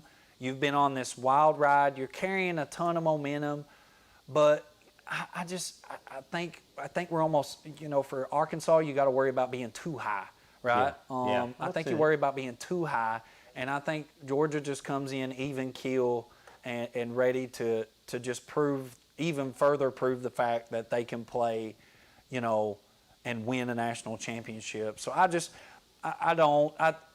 Arkansas might hang for a bit, but I still see Georgia winning this thing by 2 or 3 scores. It could be like a Florida-Alabama type situation, maybe. But I still see Arkansas as like, I don't know. You know, it's like Josh said, you got to win these games in the trenches. And, you know, Ole Miss putting up points, Arkansas putting up points, and not to take anything away from the fact that they have played great defense. But, man, it's just different when you get to the level of Alabama and Georgia. So I'm going to say no. Arlie Lee says upset alert, Mississippi State over A&M. Now, I could get with that. Get on that boat. I could get with that. I can get on that boat. I'm not overly impressed with A&M. A&M, no. And I think Arkansas further proved that point last week. I don't know. I could very well see the Wizard, you know, Mississippi State beating Arkansas A&M. He's another one of those coaches that just scares the crap out of me, and I can't explain it. I can't explain it. I just feel like there's like tricks up their sleeve. Like it's not straightforward football like you get with like Nick Saban. You know, it's like something wild is going to happen, and it scares me to death. And I honestly wish Kentucky was more that way, in a smart way. So I don't know. We'll have to see. I think the UK-Florida game, some big play needs to happen on the side of Kentucky, whether it be a pick six, a fumble recovery, a scoop and score, a punt return, a kick return by Wandale, whatever. That would be amazing, actually, and even further my prediction that it needs to be in his hands. But I think something big needs to happen for Kentucky to really get this done. Well, and I do think, obviously you can't go by paper, but on paper, Florida's offense outmans Kentucky's, and Kentucky's defense outmans Florida's defense. So if Kentucky's defense can suppress the Gators, then, like it says on paper, then it might be okay. Well, it's all about what gets done up front, and we got the big blue wall. I feel really good. I even feel okay about our defensive front. Pascal, I feel great about the defensive front. It's the defensive secondary that we all are like, oh my God. Yeah. And that's why I want a little more pressure. We'll have to see if Coach dials up a little more pressure this week. All right. When we get back, we're pushing for time. Quick 30-second break. When we return. School. Football. Say it again. School. Football. Oh. Hello. We got the RPI coming up. Latest RPI rankings. And then, of course, your game's on slate for tonight. Quick preview when we get back. The Cats. Go Cats! When it comes to your family's health care, making the right connection is easy with just a call, click, or visit to one of Mountain Comprehensive Health Corporation's clinics serving Eastern Kentucky and Southwest Virginia. Our providers cover the full spectrum of medicine for the whole family, as well as specialty and support services such as pulmonary, optometry, dentistry, and podiatry, plus on-site labs, x-rays, nutritionist, and more. Call today for an appointment or telehealth visit. Now accepting Virginia Medicaid. Mountain Comprehensive Health Corporation. So 2 games coming at you live tonight. The beautiful, beautiful field of Somerset will not be on display. It will actually be Hazard, and Hazard's field looking pretty nice on camera too. Hazard's field looks great. It does. Yeah, they got the turf. It's new. Most of these teams we've seen are going to the turf. We're not there. We're actually seeing that on another screen. We're actually 2 places at once. We are. But yeah, most people moving to the Mixed turf. We know reality. Knott County's moving to the turf. Leslie County's moving to the turf. Clay County just. We've got Somerset at Hazard coming up to you here shortly, and then of course, me and Wes will, and our boy Devin, who I'm so excited to be in the booth with, are going to be doing Morgan and Breathitt, and that's the one I want to discuss with you real quick. After we get past the latest RPI rankings. Share those with us. Okay. Now, here's the important part. Break down RPI. Are you ready? Okay. So, format adopted in 2019, Kentucky High School Athletic Association, okay? And it's not been popular, but then to hear Julian Tackett say it, God love you, Julian, I love you. Julian. But to hear most people say it, they hate it, okay? But here's how this works. Winning percentage, opponent winning percentage, and get this, opponent winning percentage factored into the RPI. That's deep. Say it one more time. Deep. Is that on the list? That's another Adele song, right? Rolling in the Deep. Yep. I actually really like that one. I do too. So those 3 factors, and then what happens is your district is obviously seeded by your district record, right? And then the first 2 rounds of the playoffs, you are matched up 2-3 seed within your district and then 1-4 seed within your district. Kind of like put your thoughts in the mind process of basketball, right? Like the seeded district tournament is essentially what you're kind of playing. Then those 1-2, okay, eventually we get one winner from the district. They move on to round 3. They compete against another district champion based on RPI and a little bit based on geography, okay? So the RPI becomes crucial to your playoff destination if you have dreams of competing in rounds 3 and beyond to move on to the state championship. So they become really important. That's beautiful. You should be a teacher. Was that great? You should be a teacher. If I had the dry erase board, I would actually draw this up here for you. Do you guys. teach psychology? No, yes. Medulla oblongata. Is that on the list? No. RPI rankings. They just new out this week. Been out for a couple of weeks now, but important to keep a close eye despite your local team's record, because they could have been played, again, based on your opponent winning percentage and your opponent winning percentage, right? All right, here we go. Here we go. Let's hear it. 1A, Pikeville local team is number 2, and their sole loss is to LCA, who is the number uno, okay? Makes sense. Both of those teams are probably in really good shape. Now, here's the kicker for you that may shock a lot of people, and they have come out of nowhere, it appears, this season. Betsy Lane, right up the road here on 80, is number 6. Woo! Paintsville, number 12. Williamsburg, who we have sort of kind of tiptoed around covering before. They're really close to home in Leslie County there, close, and we've talked about them in the past. They are number 14. And then, of course, on slate tonight against Somerset is your number 15, Dogs. Home of Jacob Hammer. Yeah. Is you got your Hazard Bulldogs at number 15. And that's important, okay? And how the season plays out. If Hazard were to get a big win tonight against Somerset, that would obviously help their RPI. Now, what they would need is Somerset to win a few games here moving out, considering they're 1-5. Beautiful field. Have you seen their field? Beautiful. Beautiful. 2A, you ready? 2A, I'm sorry, LCA is number 1 in 2A. Okay? So that's still great, bodes well for Pikeville. Middlesboro, right outside here, really close. We saw them beat Breathitt last week. The Jackets. Middlesboro is number 6. Okay? Yeah, the original Yellow Jackets. The Yellow still Jackets. exist, right? Morgan County, who you are seeing tonight in action. Are we on Hometown 24? The Sorghum or the Harvesters. Plus? Which one are we? We're on Plus. We're on Plus. We're on Plus. We're on the 24 Plus. I think that's channel 25 in layman's terms. Morgan County, number 14, going up against Breathitt tonight, who's not in this top 20 at the moment. You ever been to Morgan County? I have been to Morgan County. It might be more hillbilly than Knott County. You better watch what you say. We might have some Middlesboro people watching tonight. All right, so, and then Prestonsburg, of course, the home of the esteemed Casey Huff. How dare we mention him on air, is number 15. And they're racking up a couple of W's. Got another W this week. I think they started played out a last little night. slow, but they're getting it back. They're getting it back. It's great momentum going with that program. The Black Cats. The Black Cats. They're number 15. All right, 3A. Of course, Christian Academy of Louisville is number 1. Lawrence, right up the road, is number 8. Bell, number 9. Estill County is number 15. And the Engineers have been an interesting football team to kind of watch in that area, of course, this year. And then, most interesting, maybe on the back end, number 18 is the Belfry Pirates at 1-5. Now, they picked up a win last week. They're going to pick up a win this week. Does Bo Kerr play football? 7'3" Bo Kerr.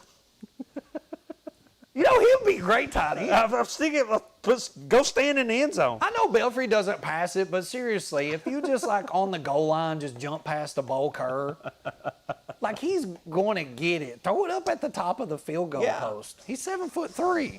Shout out Bo Kerr. All right, so, and then your 4A, Lex Cath leading the way, and then pretty local team in Corbin at number 3, undefeated. Always powerhouse. And then, of course, coming at you all the time that you've seen here on TBS cable is number 4, LCC at 4-1. They're taking their talents tonight to Harlan County in the battle for the Coal Bowl. I think they're Should be a going to good roll. one. They're going to, Are they going to They're gonna roll? roll the the Black Bears? Yes. The Black Bears? They're going to roll them. And then number 7, Johnson County Central. Again, thoughts and prayers with them. And then in 5A, just if you want to know, as you can guess, Frederick Douglass leads the way at number 1, and Mel and St. X are rounding out the top 2 in the 6A. So pay attention to that RPI as we move through the high school football schedule. And my phone died. The RPIs. Man, we just got 5 minutes. It's football time. We're going on air. Breathitt County, winless coming into the season. Can they get off the snide tonight? They are planning on harvesting some sorghum tonight. They are going to. Is it the Sorghum Festival? That was last week. That was when they played not. Breathitt will get the win over Morgan County. Okay, I think Morgan's been tough. You know, they lost to Seneca, or they won Seneca, lost to Betsy Lane, who obviously is really good, by 36. They beat Jackson County, lost to Paris. We saw them beat Knott, but it was just a score of 6-0. I got to think that Breathitt puts up points tonight. Jalen Turner shows out tonight, both offensively and defensively. And I think the Bobcats get it done versus the Cougars. I think so. I think the Cougars, and they come out on top. Now, what do you about the Dogs before we go to this final break? Dogs, and probably the most interesting name in Kentucky other than the Polar Bears. The Briar Jumpers. The Briar Jumpers. Who do you got between the Dogs and the Briar Jumpers? I really hope that my Hazard folk don't kill me. I'm going to go with the Briar Jumpers. I'm going to go Dogs. I watched the Dogs. We called the Dogs game there a couple weeks ago. I like Pelfrey. I feel like after this letdown at Letcher County Central, they're going to bounce back. I think the Dogs get it done tonight. Stay tuned. You got football on either channel, 25, 24. Up, down. Go up, back down, and forth. Up, down, up, Shout down. out 103.9, Kevin Day, Anthony Bersalia. I'm shouting them out. All right. There's Before plenty we of get football. fired, we're out. I'm out. Game time. Catch us in the booth.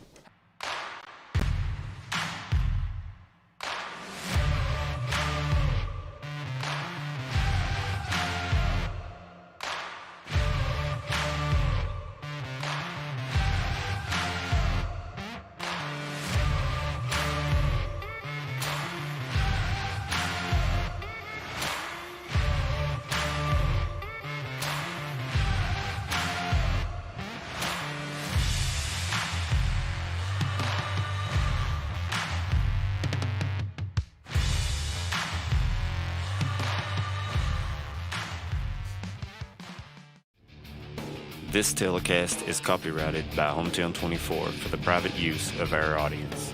Any rebroadcast or retransmission of this game without the express written consent of Hometown 24 is prohibited.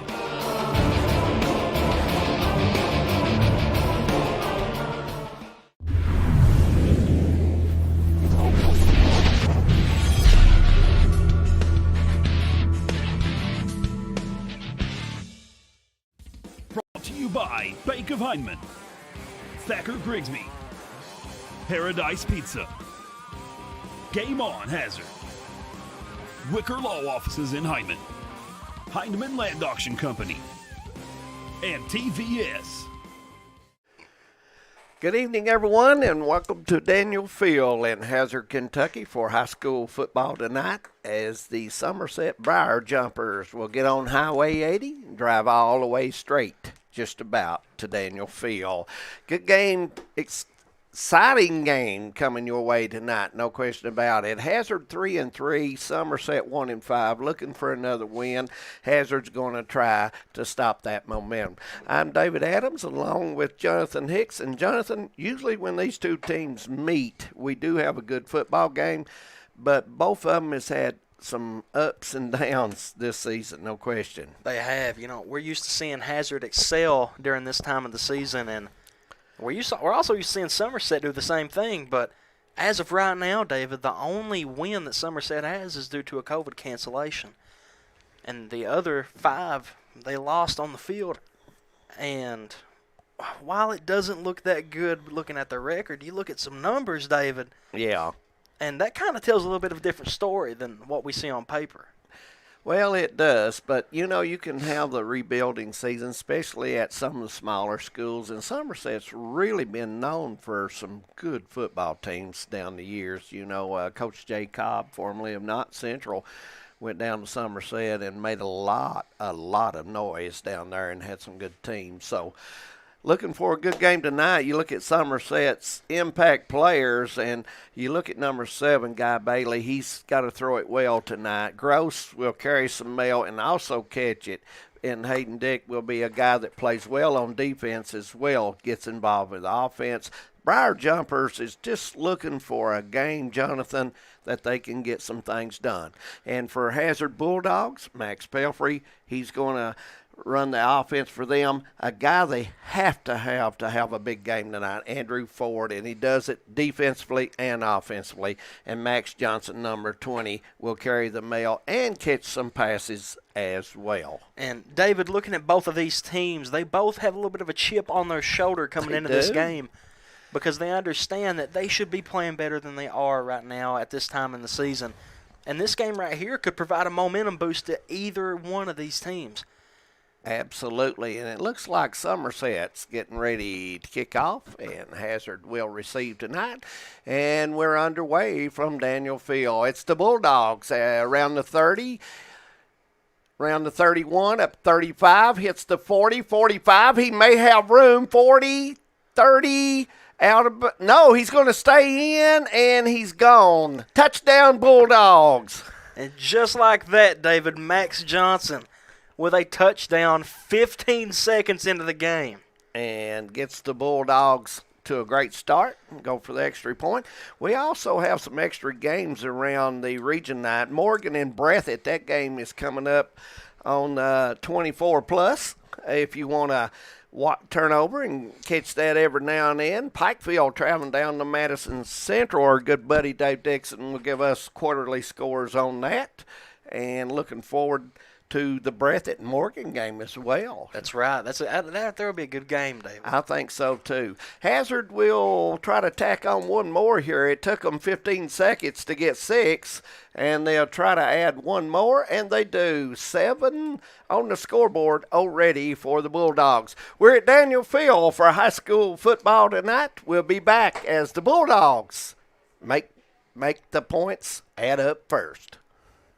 For over 100 years, the Bank of Hyman has been committed to serving our community and serving the future of our families, homes, and businesses. With our new convenient online banking, viewing your account balance and history, transferring money, and paying bills has never been easier or more secure. And with the construction of our new headquarters, we've renewed our promise to Hyman to stand by our customers even in troubling economic times, because we're not just your bank, we're your neighbors. That's the Bank of Hyman. Log on to www.bankofhyman.com or give us a call at 606-785-3158.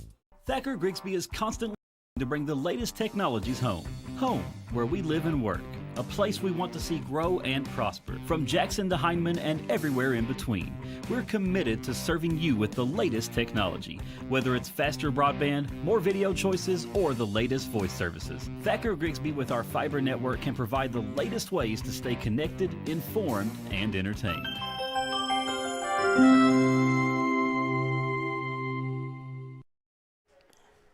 Welcome back to Daniel Field for the Bank of Hyman Game of the Week, as Somerset receives the kickoff from Hazard.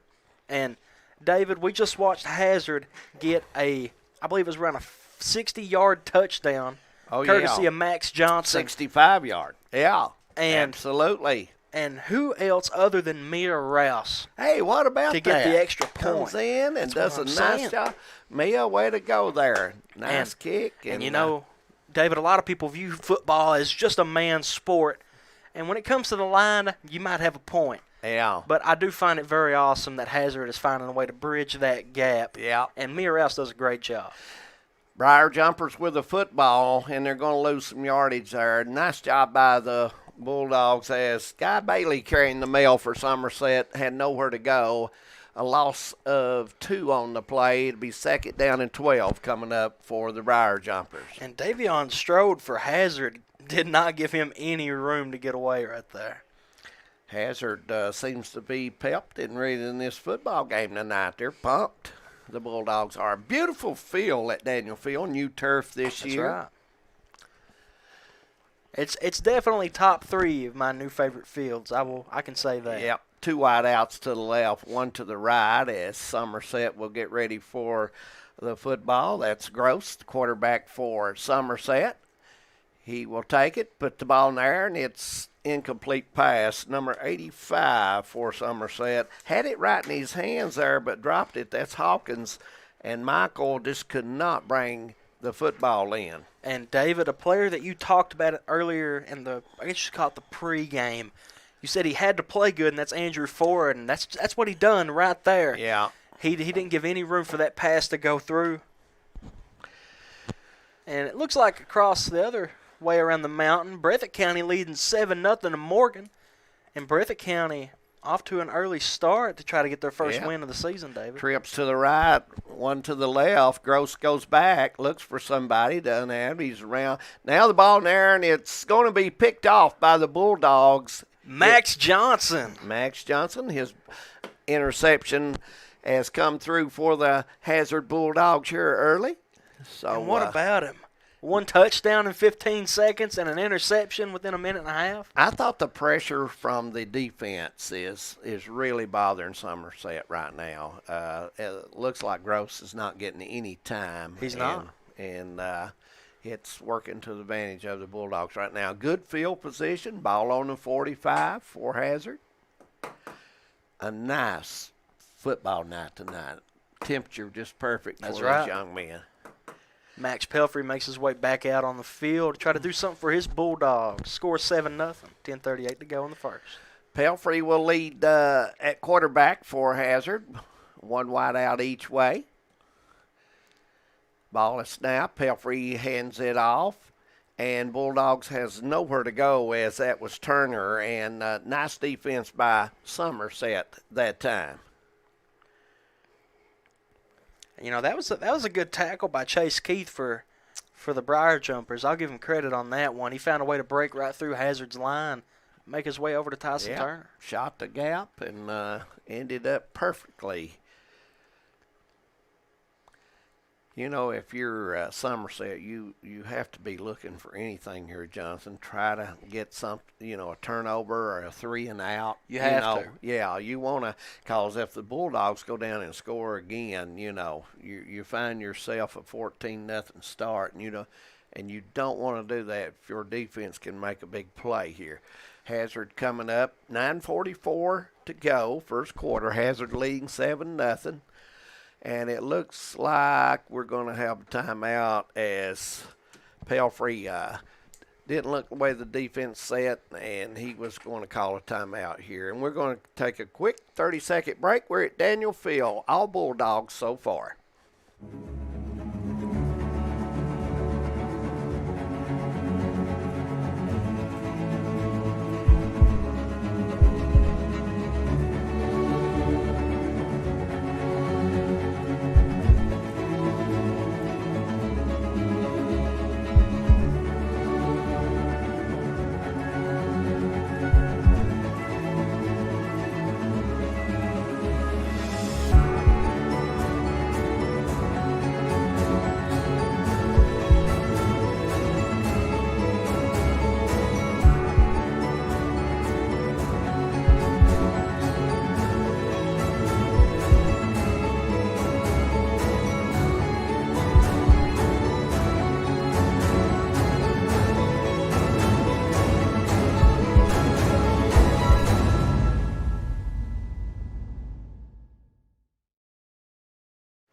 Pelfrey's pass incomplete as we get back just to her late there. They jumped in a little early and wanted to get that play going, but Pelfrey's pass kind of in the area. Give his player opportunity, and that's all you can do. And a little incomplete there, and be third down and 14 for the Bulldogs. And David, Andrew Ford done everything he could to get that ball right there. Look for Ford to be big in this play. He's as Hazard has trips to the right and wide receiver one to the left. Look for him. Here he goes. Pelfrey's going to put it up, but not much there because Somerset had everybody covered, and that was nice defense by them. Andrew Ford making the catch, but it was only about a 6-yard catch. So will the Bulldogs punt? I would think so. And Hayden Dick right there. He didn't give him any room to move. And you wonder how he gets on him so fast. Well, Hayden averages 40 yards rushing per game. Good speed, got good strength. So here's the punt coming up. Hazard will punt it away. And Somerset touches it, but they get on it. So it's going to be the Briar Jumpers ball at the 24. It'll be 1st and 10. College football tomorrow. That's right, David. I see some team from Florida coming up to play Kentucky. I don't know who they are, but I heard they're real good this year. We hear they're Gators. Oh, yeah. It's going to be a good game, I think. That's right, David. Well, I don't know. You know, Florida has that strong offensive and defensive front. They're strong this year. They've really improved at that. And, you know, the rivalry between UK and Florida. Yeah, they play hard. It always lives up to the hype every single year. Absolutely. Gross will lead at quarterback for Somerset. 2 wideouts to the right, 1 to the left. And here's the snap. Gross goes back. Here's the throw. It's caught up to the 30, down to about the 34-yard line. 9 yards on that. It's be 2nd down and 1. Andrew Ford with the tackle. Yeah. Ford's all over the field. I like him. He is. He's very active. And truth be told, Hazard in this game has been very active. Yeah.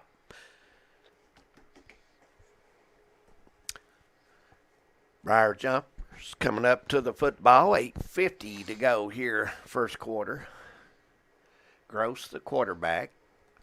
Trips to the left, 1 to the right. Gross going to keep it and run. Nowhere to go there. And I think he just barely made back to the line of scrimmage. And it's going to be 3rd and 1 again.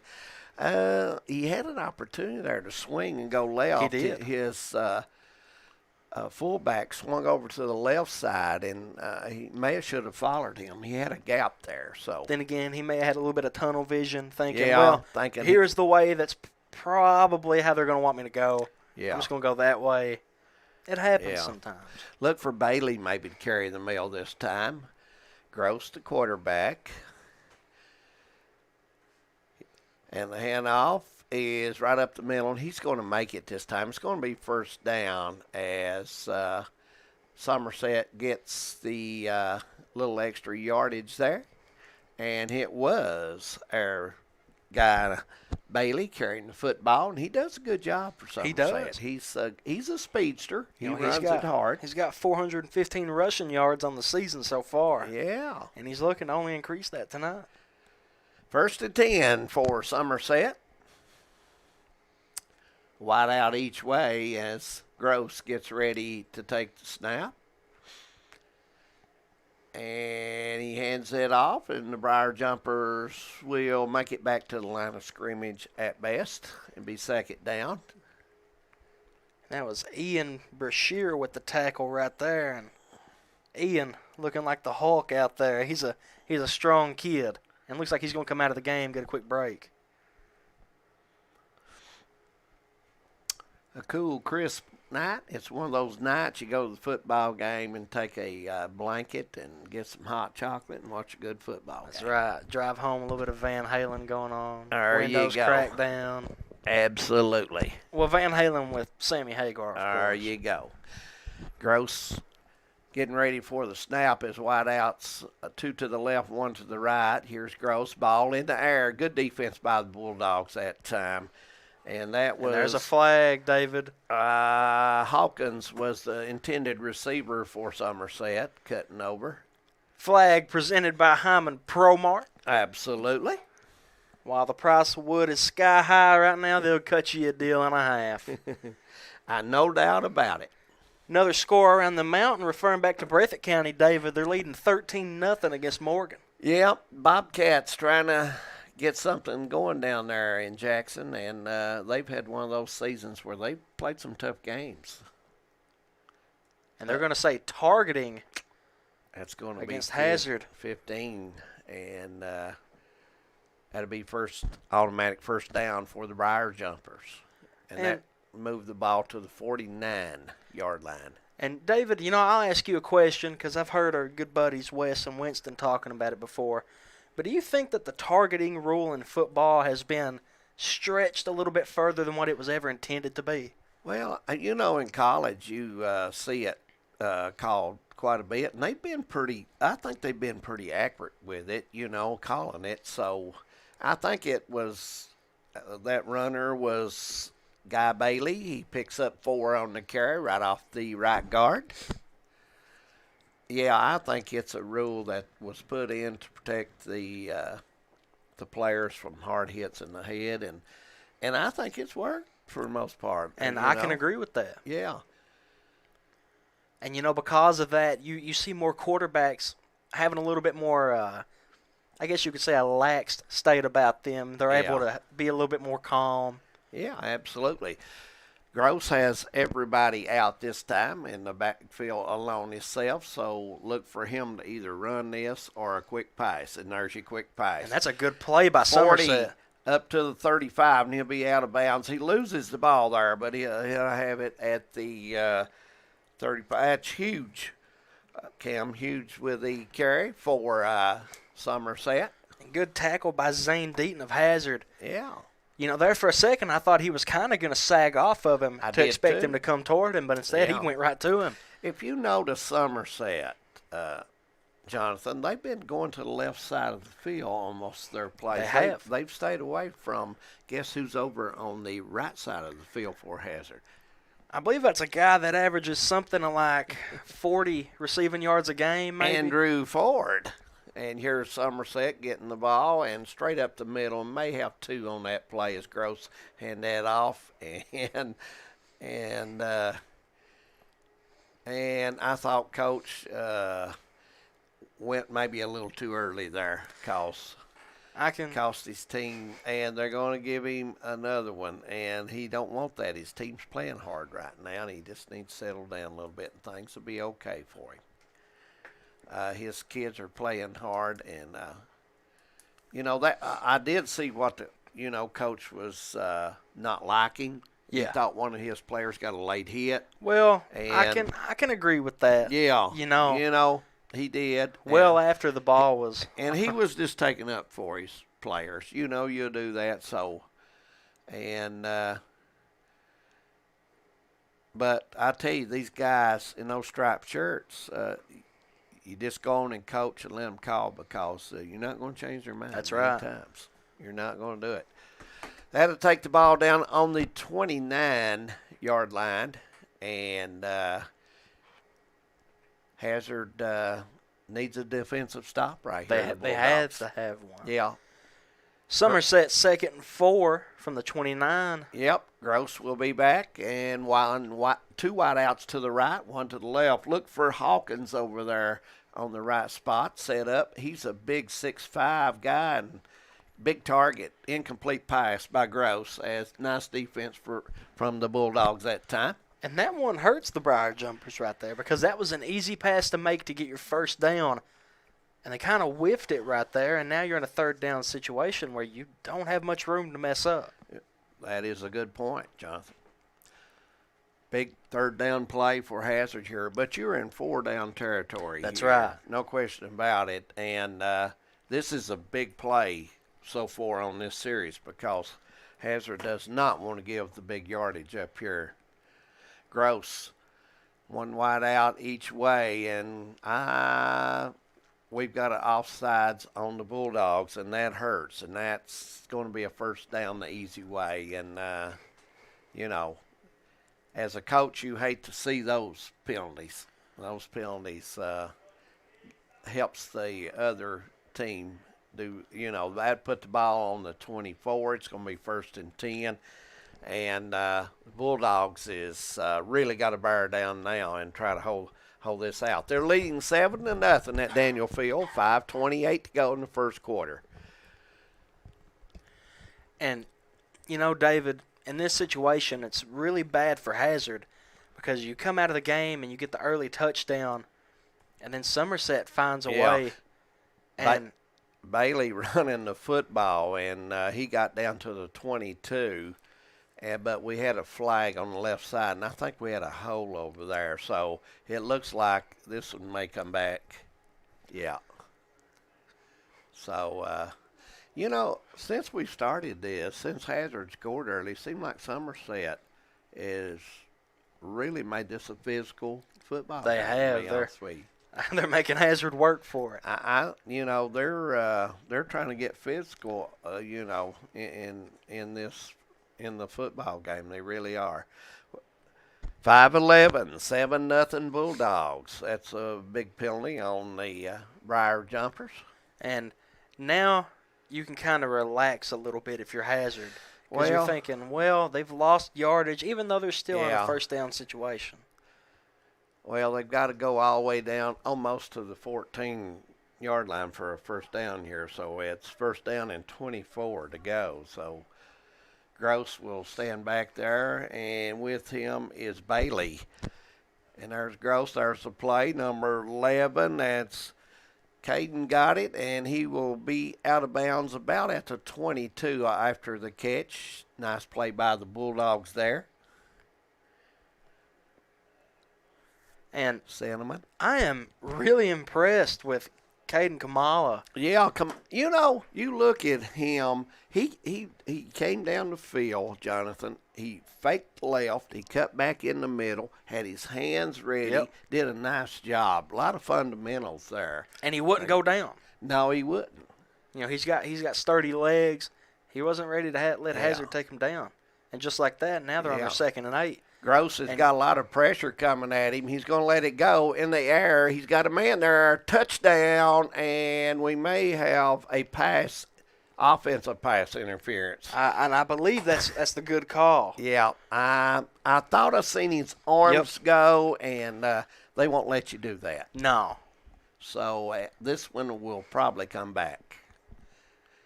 I thought he was going for Hawkins, number 85. I did too. He was at the 10-yard line. Nobody near him, but it didn't work out. Nice catch, but he got it a little easy there. So, and that will put the ball back all the way to the 38-yard line. It's going to be 2nd down and a long way to downtown Hazard.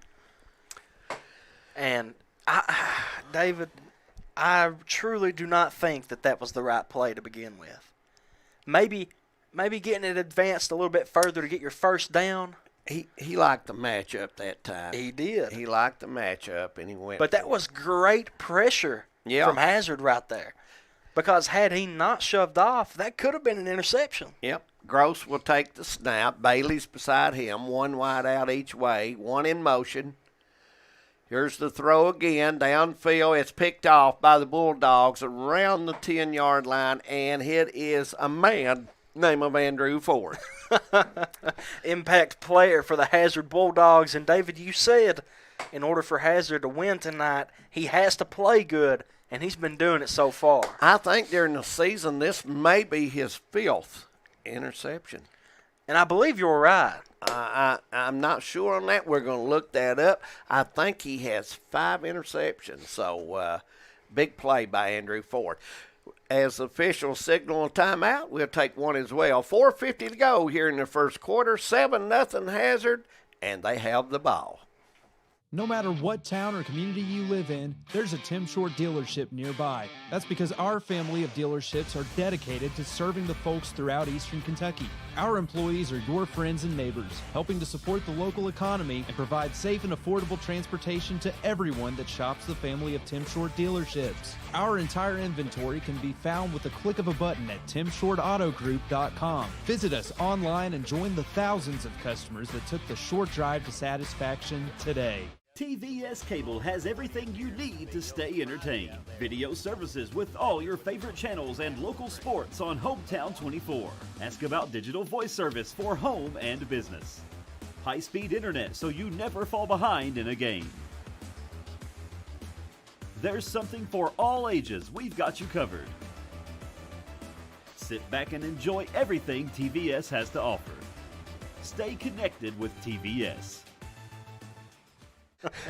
Welcome back to Daniel Field here in Hazard. 4:50 to go, first quarter.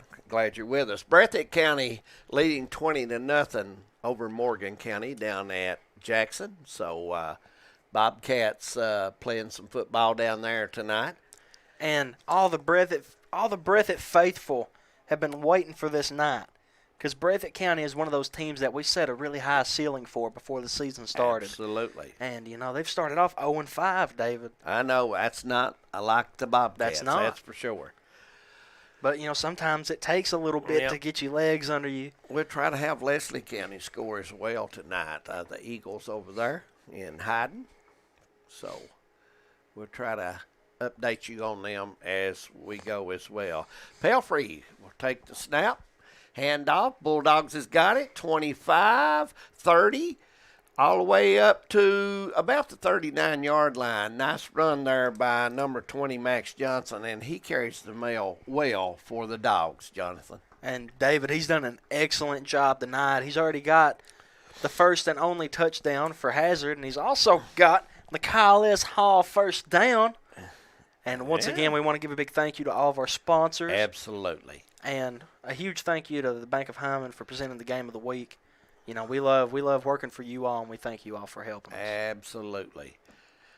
Pelfrey, hands off, and a good read there. Nowhere to go for Tyson Turner as he was covered immediately. Linebacker shot the gap right beside the center after nice move there and makes the play. That was number 55, Gavin Fultz for the Briar Jumpers. And Somerset's line has been extremely active. Earlier in the game we watched Davion Strode take down Tyson Turner. Oh, yeah. And it seems like Tyson Turner tries to split that B gap as soon as possible, but as soon as he tries to, he's met with a linebacker. Pelfrey getting ready as Hazard 2 wide outs to the right and 1 to the left. And here comes the Dogs. 45, 50. He's on the move. Down to the 30. He's going to all go. the way. Yep. Touchdown, Hank Pelfrey.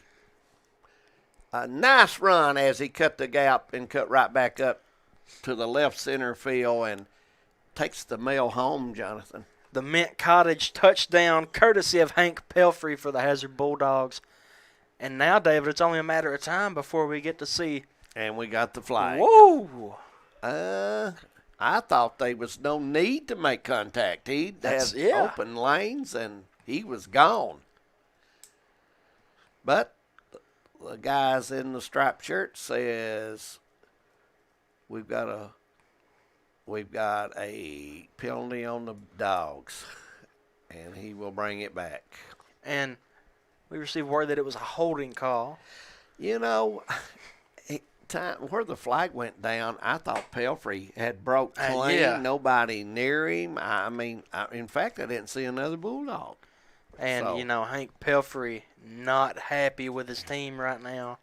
He just ran. Yeah. He just ran 40 yards for a touchdown. And he ran hard. He did. He almost fell twice. He ran hard.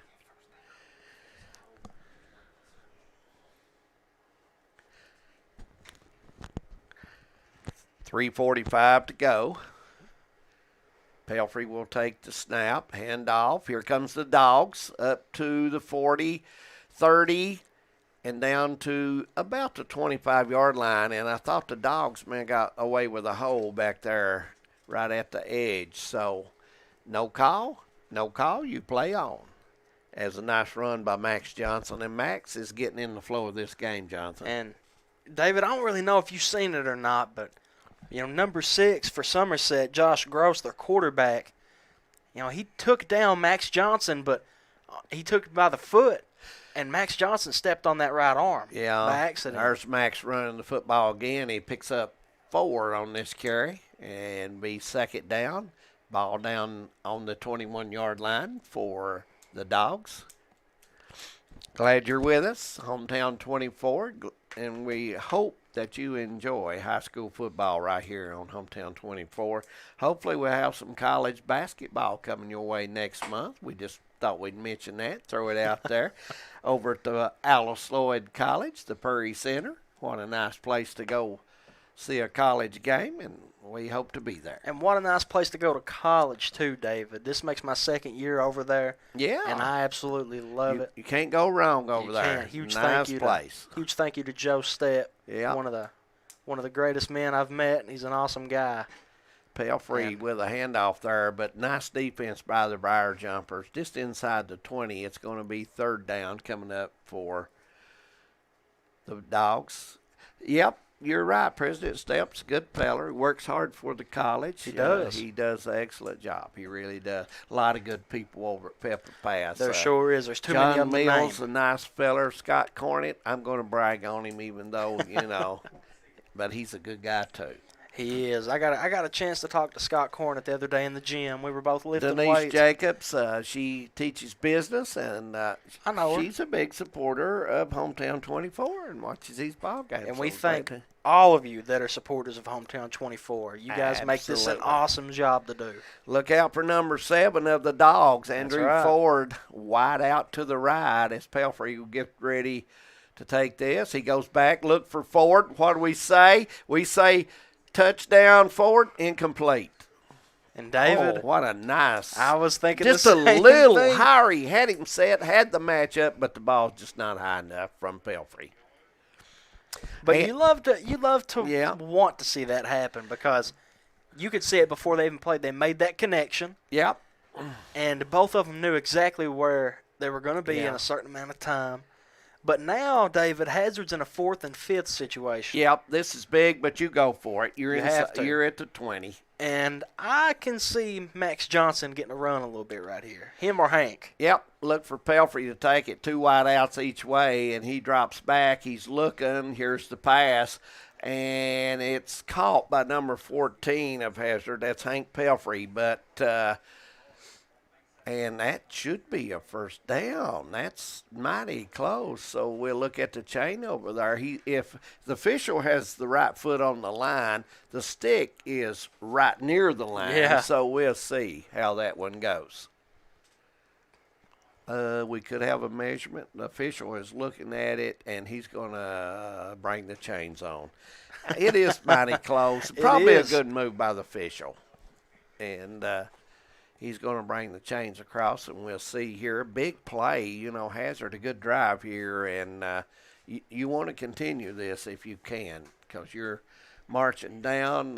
You're inside the red zone, and you want to try to tack on 7 if you can get it. They're going to stretch the chain. I don't think he got it. It's looking like Hazard believes they do. Yeah. And I don't believe a formal decision has been made. Yeah. And he gives it to Hazard. Yeah. And but that's a good call by the refs right there. Yeah, I mean it was close enough. You needed to measure it. Well, it's one of those situations where Yeah. if you give it to Hazard and you don't measure it, Yeah. a lot of people are going to be upset. I'd say so. I want to say hello to our buddy Ann Dixon over there on Lots Creek tonight. Ann, we know you've been through some eye stuff there, and we know you're better now, and we always look forward to you getting well. And as far as I know, she's doing pretty good now. So we want to say hello to her. Jonathan, she takes care of us. Homemade candy all the tournament time, and a big supporter of Hometown 24. Well, David, looking at me and Harold Mullins, Well, candy you- sure ain't good for us. You But can tell Harold loves her candy. hey, you was just talking about Wes and Winston shooting Yeah. him down all the time, and here you Well, are. I had to get in a little bit. I worked with understand him. that. Papa Harold's a good feller. You Yeah. better leave him alone. 1st and 10 for the Briar Jumpers. Ball on the 15 as we get ready to go here. Pelfrey will get ready and look for big number 7, Andrew Ford on the right end here. Ball is kept, and Pelfrey has nowhere to go. Nice play by number 5. That was for Somerset, number 5. That's Hayden Dick. Hayden Dick with a nice play there. Wrapped up well, good fundamentals there. Went down and prevented the runner from going anywhere. Nice job. 2nd down coming up for the Bulldogs. They need to score. We're under a minute here in the first quarter from Daniel Field. May I say, new carpet at Daniel Field. We Yep. want to thank Mr. Happy Mobilini, Eddie Browning, for letting Hometown 24 come in tonight, and Miss Combs, superintendent. Pelfrey with a throw, and somebody wasn't ready for that, as that was number 14, Hank Pelfrey. He had his hand up, but he didn't have his body in That's right. position to catch the football. And, truth be told, I understand that he probably knew the pass was coming to him, But to me, David, the better pass would have been to Max Johnson. Yeah. Because this Somerset defense bit on Hank way sooner than they ever did Max. Right. And, they could have got probably a 3rd and 5th, maybe. Yeah. It's 21-0 down at Jackson with 1:22 to go in the first quarter. Breath at the cannon is going off so far quite a bit down in Jackson. Pelfrey will get the snap, goes to the right, looks down the field, ball in the air, and it's short throw as he had Turner in the area, but Turner running a little different route than Pelfrey was launching the football. So 4th down coming up. What do? You go for it. So I was about to say you run. Yep, you put it in the hands of Max Johnson. But looks like they brought out Mia Rouse, but it could be a fake. Rouse is, I don't know. She may have the leg for this because she's pretty strong. Warm up. She was hitting that. She was. We watched target. Kat Sizemore is the kicker coach down Hazards and does a great job. Well, David, we might see a 22-yard. Hey, it looks like Somerset may have crossed the neutral, and Hazard will pick up 5 yards, and this will be a little closer for me to attempt this. And that might make it a little bit easier on Hazard. Yeah. Well, she's getting ready for the field goal. And also, Coach Fannin, if you're watching tonight, buddy, we want to say hello to you. Coach Fannin, big coach down in Hazard, but won the state tournament with the girls, won the region in the boys. He's done it all. From the 18, Mia Rouse. Nice kick, and Mia puts the Bulldogs at 10-0 as she is doing her job tonight, Johnson. And she is good at it. 18-yard field goal kick from Mia Rouse. What about it? Absolutely. 10-0, all Dogs at Daniel Field. We'll be back. I believe in Kentucky. I believe in Kentucky. I believe in getting your hands dirty. I believe the best recipes are never written down. I believe in fried chicken, cornbread, and soup beans. I believe in the cards. I believe in cats. I believe in insurance coverage that helps you sleep at night. I believe in always carrying an umbrella. I am Kentucky. I am Kentucky. Contact Derek Bowling, your Kentucky Farm Bureau agent in Hazard. Welcome back to Daniel Field, everybody. Hazard up 10-0 against Somerset. We just watched Mia Rouse kick an 18-yard field goal to put Hazard up 10-0. I'm Jonathan Hicks, joined with the Hall of Famer himself, David Adams. And you all give me a rough time over that, but I am tickled to death that Scott and John and Joe and Jim and all of them invited me to be in the Hall of Fame at the college. And it's well deserved, David. Here's the kickoff, and the Briar Jumpers will take it at the 20 up to the 30, 35, 39-yard line goes Guy Bailey. Good field possession. It was. Yeah. 21 seconds to go. Looks like we'll have one play possibly in Somerset looking to get on the board, Jonathan. They got to get something going. Hazard 2 scores in the game so far, and really and truly probably should have had 3, to be honest with you. 21-0 at Jackson. All breath it down there. 2 wide outs to the right, 1 to the left. Bailey beside of Gross. Gross will take it. Here's a handoff. Right up the middle goes the Briar Jumpers. Probably almost 2 yards, but we got a flag, and it looks like a face mask maybe coming into play here on the Dogs. And David, when you watch Gross hand that off, it's almost like he didn't really want to hand it off. No. Because after he handed it off, you could see him still keep on reaching for it. Yeah. Even after the player had well-established possession of the ball, he was like, no, I want that back. You know, sometimes those miscommunications happen. But the flag will be against Hazard. Yeah, be first down in about 3, almost 4 to go. 15.1 remaining in this first quarter. Briar Jumpers have went to Hawkins, the big end out here, a couple times. They but have, and it's paid good dividends. Yeah, last series, they need to get him back involved. And looky here. Yep, nice catch. Ball up for a first down near the 49 for the Briar Jumpers. And Gross's pass, kind of smooth that time. Kamala presenting us the Kyle S. Hall first down. Yeah, Kamala is one of these athletes. He likes to. He's got good speed. He catches. He's got good hands. You can tell the way he brings the football into his body. He's very composed. He is indeed. One back with, and here comes the Briar Jumpers all the way up to the 45 as Gross just decided to keep it that time. He had Bailey beside him, and I thought he might pitch that to Bailey because he had the field spread out, but not that one. As we conclude the first quarter of play, Hazard leads 10-0 against Somerset. We're going to take a quick commercial break, and we'll be right back on Hometown 24. Since 1954, Heinemann Funeral Services has been part of this community. When your family needs someone who cares, Danny Terry and his staff are here to help.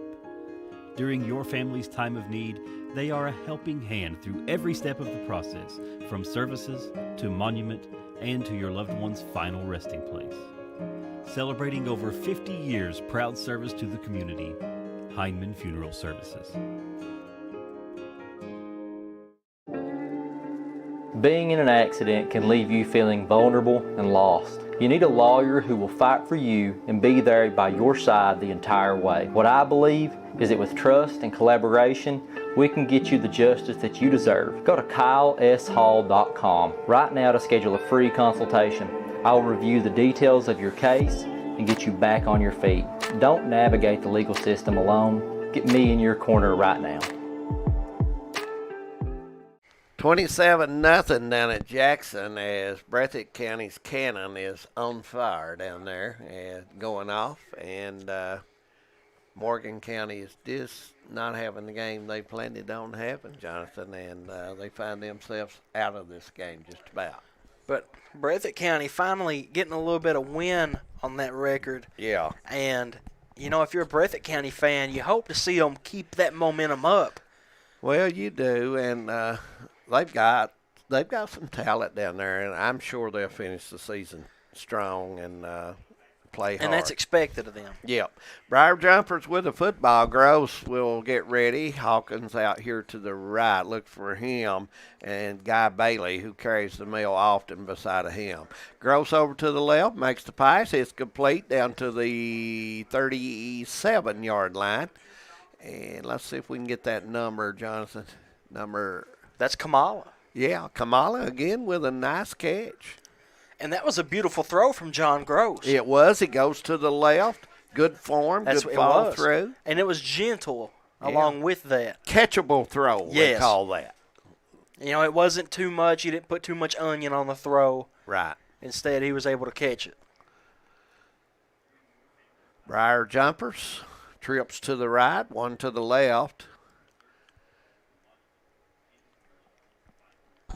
Gross getting ready for the snap. Man in motion. Here comes Gross. And that play was way too high. It should be incomplete. It wasn't a backward pass because Bailey had set up about a yard in front of him, 2 yards maybe, possibly. It was.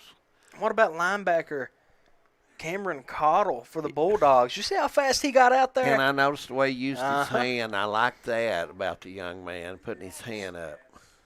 And did a good job. Talking about William Fannin again, former coach at Hazard, he won the region in the boys. He won the region in the girls. And won the state tournament in the girls. He had some fine teams. And may I say, he's an old Car Creek boy. And we think a lot of him. Well, looks like me and him do have something in common. There you go.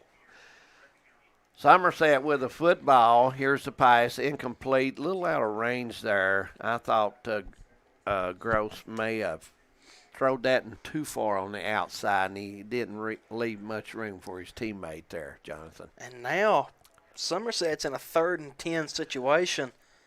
And they just started the quarter off, and they're not playing like they were. Well, they're running everything to the right side again. They're running away from Andrew Ford. They are. They've been going away from Ford. Every which side he sets up, they've been, going the other way, and that's not hard to figure out. And now Ford moves to that right side. Yeah, Ford, and watch them go left. And here we go. Gross will get ready for the football. Bailey lines up to the left of him. And Hazard jumps offside, and that was Turner jumping offside for the Bulldogs, and it's going to be 5 free yards for Somerset, and it'll still be third down and close to 5 to go. And Turner not having the best game tonight. He's not caught it well. No. He's played hard on defense. He has. But he's struggled offensively. He's not made the plays he normally makes. And they need him to make those plays. He has good speed, and he does a lot of good things for this team. Flag presented by Hyman ProMart for all your home needs. We want to give a big shout out to them. We appreciate you all. Absolutely. Gross getting ready. Bailey beside him. Looks down the right side. Here we go. Here's Bailey at the ball at the 35, 34, 33. He's going to stop about near the 32-yard line. And he's still short there. Good defense by the Bulldogs.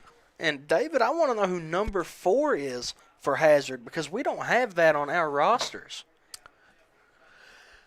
No. Might have to make a few connections, try to find that out. Yeah. And looks like we're still about 5 yards away here. It's fourth down. Somerset to go for it, and why not? You're in territory. If you don't make it, it's still just like a punt. Still don't have number 4, and we'll try to locate him here pretty soon.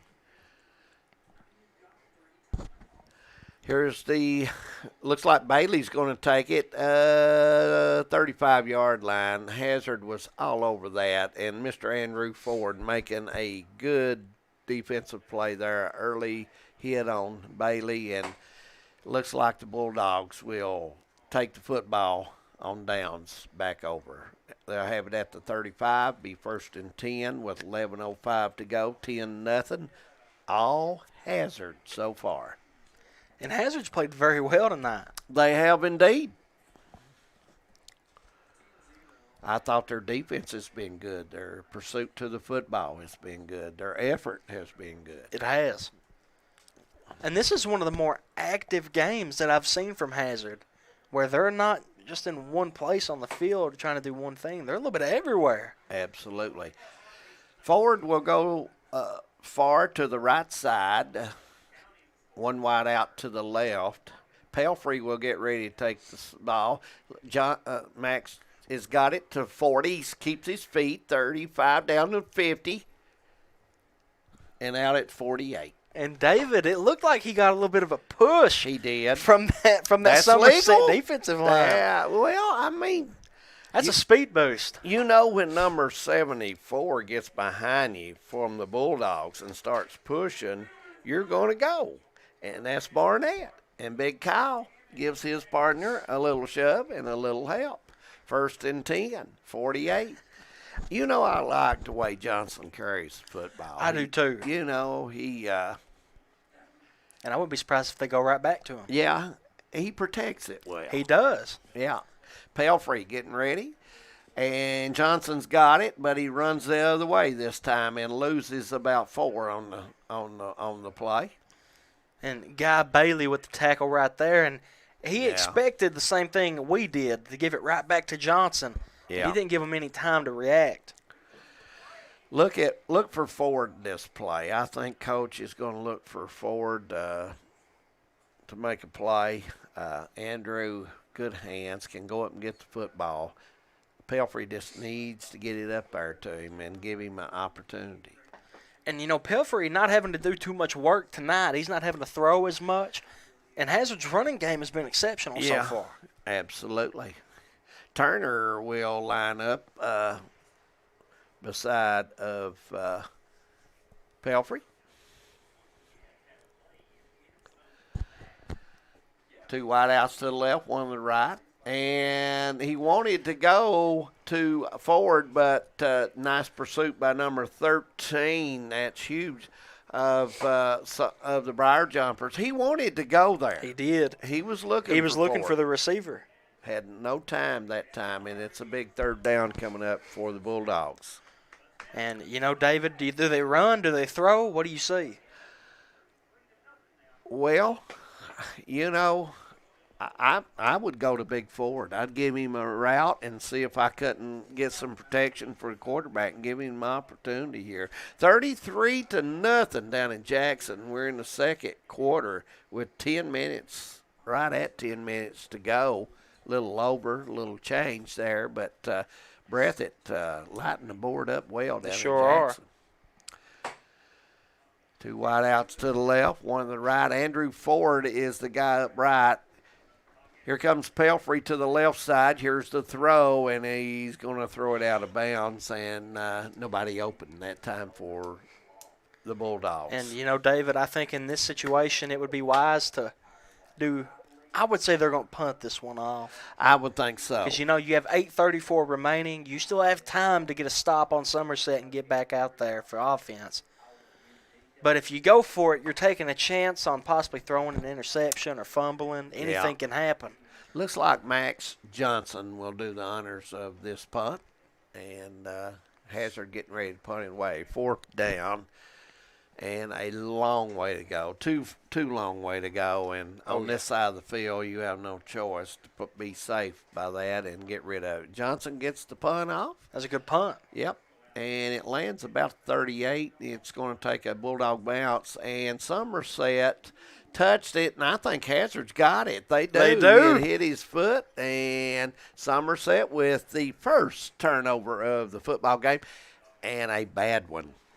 And that was a good play by number 34, Braxton Davidson, a junior at Hazard, to notice that it hit his leg and get right down on top of it. It did, and that's the reason the player of Somerset, dove, and he knew. Well, you watched him. He tried to jump over the football. And, man, I'll tell you what, them footballs bounce. They bounce odd, don't they? They do. Because it could be going heavy in the left direction. It'll land flat on the bottom and go straight to the right side. It don't bounce like that round ball. It don't. I guess that's why basketball is I was about to say it's an easier sport, but I ain't going to say that.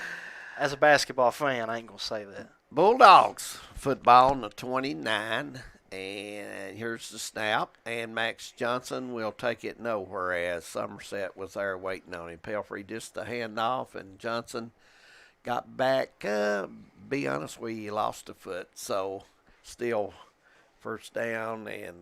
second down and almost 11 to go.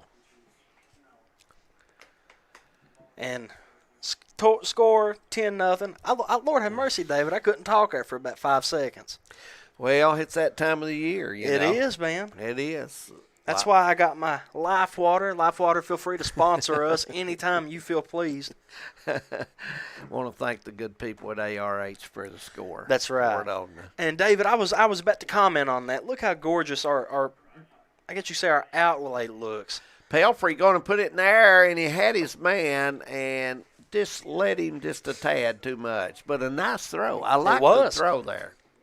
And Max Pelfrey is a quarterback that is good at thinking quick on his feet for a freshman. Yeah. Folks, if you're wondering about our buddy Harold, he's been off a couple weeks, and I think he's going to try to make it back pretty soon. Little injury there, and he's hopefully working himself back to where he can come back and be with the crew here and get ready for a little more football this season. Believe it or not, football doesn't have long to go. It sure don't. It's done. And, David, I could be wrong, and, Josh, you can correct me, but I heard that Harold was riding Fu Manchu, that bull. And look at this, Max Johnson, almost to the end zone, but a flag on the play. 6-yard line. As Max caught it in the middle, made one head fake. But where did the flag come from? Now, that's what I was going to ask you. I don't know what side it's on. Yeah. Because he was already at the 15 before the flag was ever thrown. So I'm not quite sure. Yeah, I mean But one thing we are sure of, is that this flag is presented by Hyman Perlmore. Absolutely. Flag thrown about the 23-yard line. And we got a face mask. And that was a foul. And that's against Hazard. No, Somerset. Yeah, it's against the Briar Jumper. So Hazard, excellent field position here. That's right. They must take advantage of this, no question about it. Well, they now have their first down. Yes, and the ball should be down on the 3. Is that correct? If I counted this off wrong, you know how I'm at math. I'm not very good. But hey, all we need to know how to do is add. Yeah, that's right. Ball on the 3. We're correct. So here we go. As Pelfrey will get ready. Here's the pass to the end zone. And a perfect pass. And that is a touchdown by who? Andrew Ford. Andrew already with 1 interception. And this will make his first touchdown. And who else? Who else would you bring in to kick this football other than number 11 Mia Rouse? All right, Mia. Let's see. The field goal was perfect. The extra point was perfect. Let's keep this night going here. She's already got 2 under her belt. 1 from the 18-yard line. I can't get over that. Well, hey, this girl can kick the football. She's the real deal. And here's the extra point, and right down the center. And Mia has put the Bulldogs up 17-0 here in the second quarter with 7:11 to go. Folks, we're at Daniel Field, and we'll be back right after this.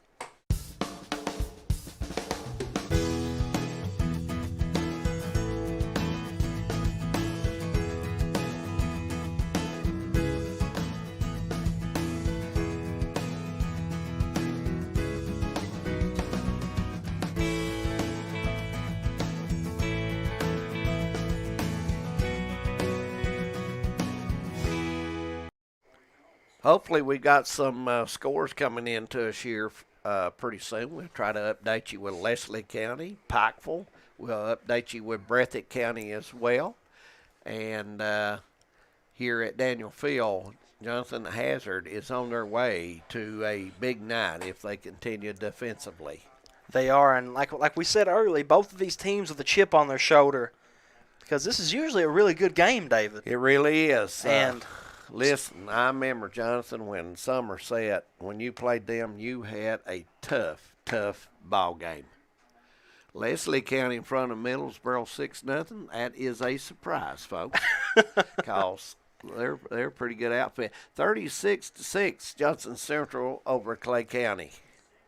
And also Pikeville down against Madison Central 14-0. A little bit of a surprise there. Excellent field position for the Briar Jumpers. They held the ball on the 45.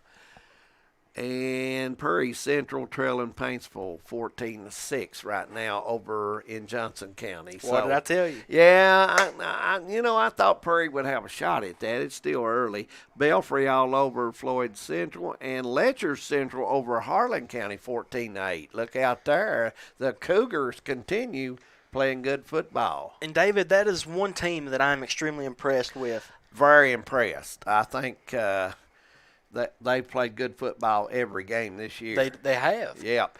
Here's the handoff. Briar Jumpers running to the left and nowhere to go there. Be second down, and looks like he made it back to the line of scrimmage.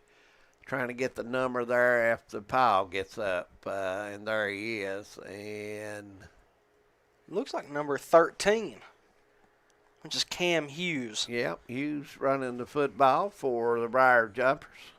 He's not. His name's not being called very much tonight. It hasn't. It's primarily been, been Hayden Dick and Guy Bailey so far. Bailey's been carrying the mail quite often, and he's got good speed, but he's not been able to find any openings anymore so far. Hazard's clamped down on him the same way that Somerset has clamped down on Andrew Ford. Absolutely.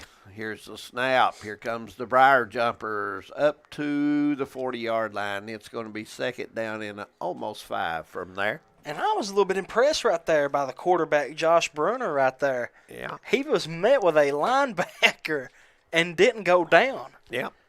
Baker Hyman, Game of the Week. We're glad you're with us. Third down here from Daniel Field. And, folks, what a beautiful football field the Bulldogs have. That's right. This year. And Always good to get down to Hazard to a football game or basketball game. Good sports people down there. They are. And Somerset getting ready for the football. Comes to the right side and it's caught, but he'll go down right there. And that was number 5, Hayden Dick, with a catch for Somerset. And I don't think. I thought Gross should have. He had Hawkins down there. He's got away from Hawkins here, and I'm hoping they get him back involved. He's a big target. He is. And hopefully Somerset, because I like to see those matchups. I like to see Andrew Ford and Hawkins, battle, because that's two good-sized kids, and both of them plays extremely hard. Andrew Ford plays all the time hard. Briar Jumpers with the football, ball on the 36. Here's the snap, straight up the middle and back to the line, and it's going to be Hazard's football, as they did not make it. Had a yard to go, and I don't think he made it. And David, they had open runners on both sides. What happened to the sweep right, sweep left? I don't know, because straight down the middle has not worked for the Briar Jumpers all night long, and it hasn't worked for Hazard either. I'm kind of glad Stoops got away from that. He was diddle. We was coming up the middle a lot last year, but I think he's finally, Jonathan, got away from that a little bit, and he's running maybe a little outside more this. And, David, I've never been a huge UK football fan, but Will Levis has really impressed me. Well, he's got an arm. He throws it well, and he can throw it on the move. And while we've got a timeout, we'll just keep it here, as Hazard will have the football on the 36. It'll be 1st and 10 for the Dogs.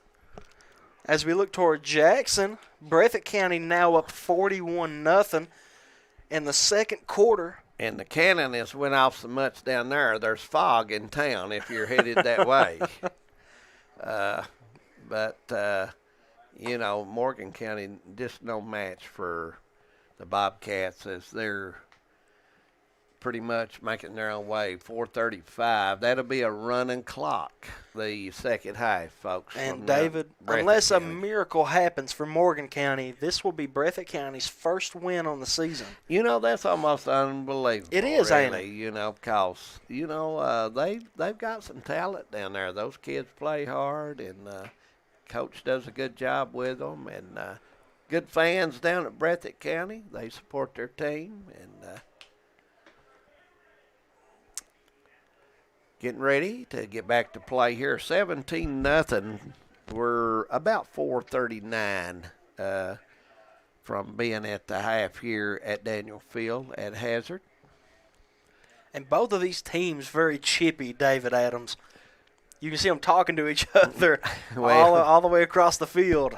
Well, Somerset with 2 turnovers in the football game. I count that a turnover when it's 4th and 1. You don't make it. I count that as a turnover. You can't count it as anything else. Yeah. Pelfrey will take the snap, and here comes the Dogs. Here's the throw out. Turner makes a move. There he goes. 40, 35. He may go. He's got room. 30. 20, he's going to go. Touchdown, Bulldogs. Turner all the way for the Dogs. 61 yards for Turner. And Hazard will make this a 23-0. And I'm going to tell you, when Hazard scored the last touchdown, the Briar Jumpers' head dropped a little bit. And after this play, Coach is going to have a job getting those heads raised, because Hazard is on their way. That's right. Mint Cottage touchdown presented by Tyson Turner of the Hazard Bulldogs. And, David, we were just talking about he wasn't really involved in the offense and couldn't get anything to go. And look what he does. Yep. What an excellent run. And that's his first catch on the night, and he does it. And Mia puts another one through their house, and she does a good job for the Bulldogs. And she gives them a 24-0 lead with 4:25 to go in the second quarter. Daniel Field will be back, folks. It's all Bulldogs. For over 100 years, the Bank of Hyman has been committed to serving our community and serving the future of our families, homes, and businesses. With our new convenient online banking, viewing your account balance and history, transferring money, and paying bills has never been easier or more secure. And with the construction of our new headquarters, we've renewed our promise to Hyman to stand by our customers even in troubling economic times, because we're not just your bank, we're your neighbors. That's the Bank of Hyman. Log on to www.bankofhyman.com or give us a call at 606-785-3158. Welcome back to Daniel Field, everybody. Score 24-0 Hazard way. We got 4:25 remaining in this first half, David. And what has Somerset not done right so far tonight? Well, you know, they've had a turnover early in the game that Hazard, marched down the field on and did a good job. They started the football game off with a touchdown run back by Hazard. I mean, it's just not worked out for them. They've just not made tackles where they need to make them, and they've got themselves in a hole here, and I don't know if they have the team this year to come out of this. Well, you know, you spoke on their turnovers so far tonight. Briar Jumper's at the 30, picks it up, runs back, and he's going to be about the 29, so he probably loses a yard on that return. So Hazard is pumped up, and they feel it. Hazard trying to go to 4-3 on the season here at Daniel Field. But, you know, Coach knows this. This is the first half. You got to finish the deal. You got to play hard, and he would love another score before half. You could bet on that. Well, you know, David, Hazard is one of those powerhouse schools where when they get momentum, whether it's in basketball or football, everyone around knows it. Gross pitches out to Bailey to the left side, tries to cut up. He gets about 3 yards on that play.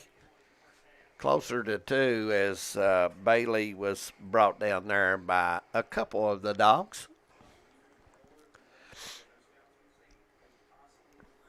Ball on the 32. It'll be second down and 8 with 3:54 clock running first half.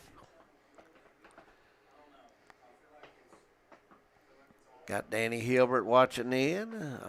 He always a good high school fan. And Bruce over at Isom. We'll say hello to Bruce and the gang at the Isom Garage tuning in. And it's picked off by Ford as the ball went out of the hands of the Briar Jumpers, and Ford's going to bring it back to the 33. And everything that can go bad for Somerset, it is happening. That's right. And David, you talked about Andrew Ford having to play good, and he's not played good. He's played great tonight. Absolutely. On defense, he's been a man among boys tonight. He's just that kind of athlete. Ford will give you what he's got. And, you know, we've noticed throughout the entire game so far, Somerset has engineered their offense to go to the opposite side of the field from where Andrew Ford is. Absolutely. And you can see right there why. Yeah. You know, Ford plays basketball, too, for Coach Holland last year. And you know, if you talk to Coach Holland about Ford, he'll tell you that Ford will give him an effort. And, that's right. And he does. And here comes Pelfrey back. He looks downfield. Somerset got good. Hawkins is about to make a big-time tackle, but he's having trouble bringing him down, and finally gets him down at the 40. A loss of 5 on the play. Still got time, a lot of time, 3:12 to go in the first quarter.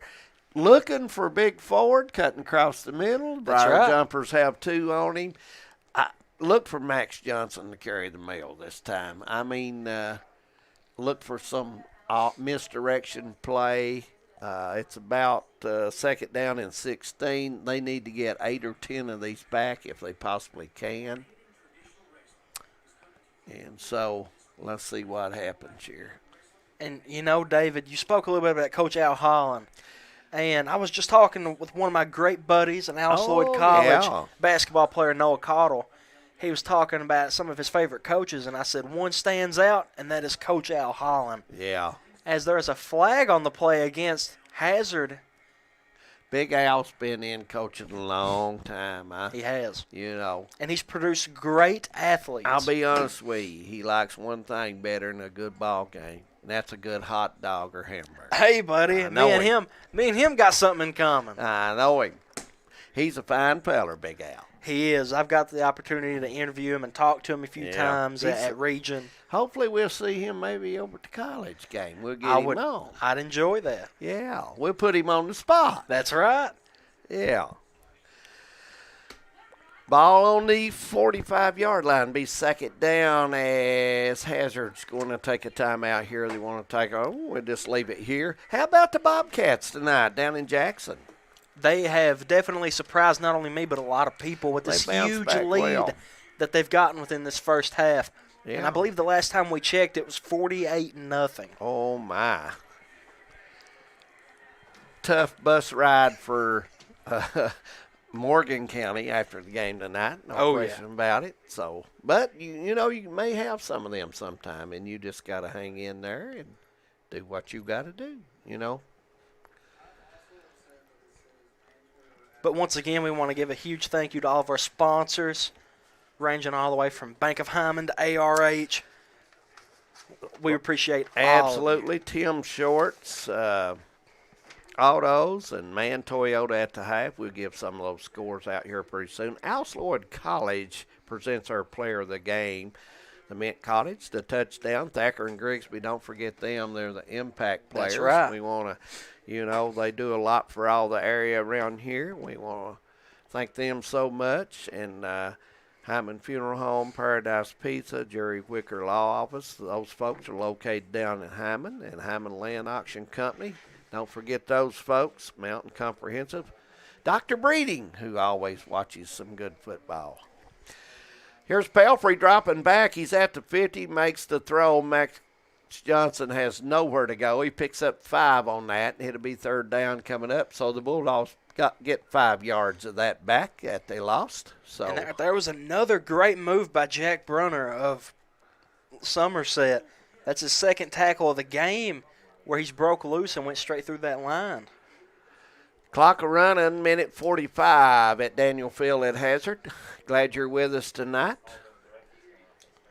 24-0. All dogs so far here at Daniel Field. Somerset on defense. Pelfrey will get ready. You got Turner to the right and Ford to the right as well. Max Johnson here. Here's Turner with a football. 45. 40's got some room. 30 goes out of bound around the 28-yard line. And this is going to be fourth down in about 3. And that was a good run by Tyson Turner. I like that.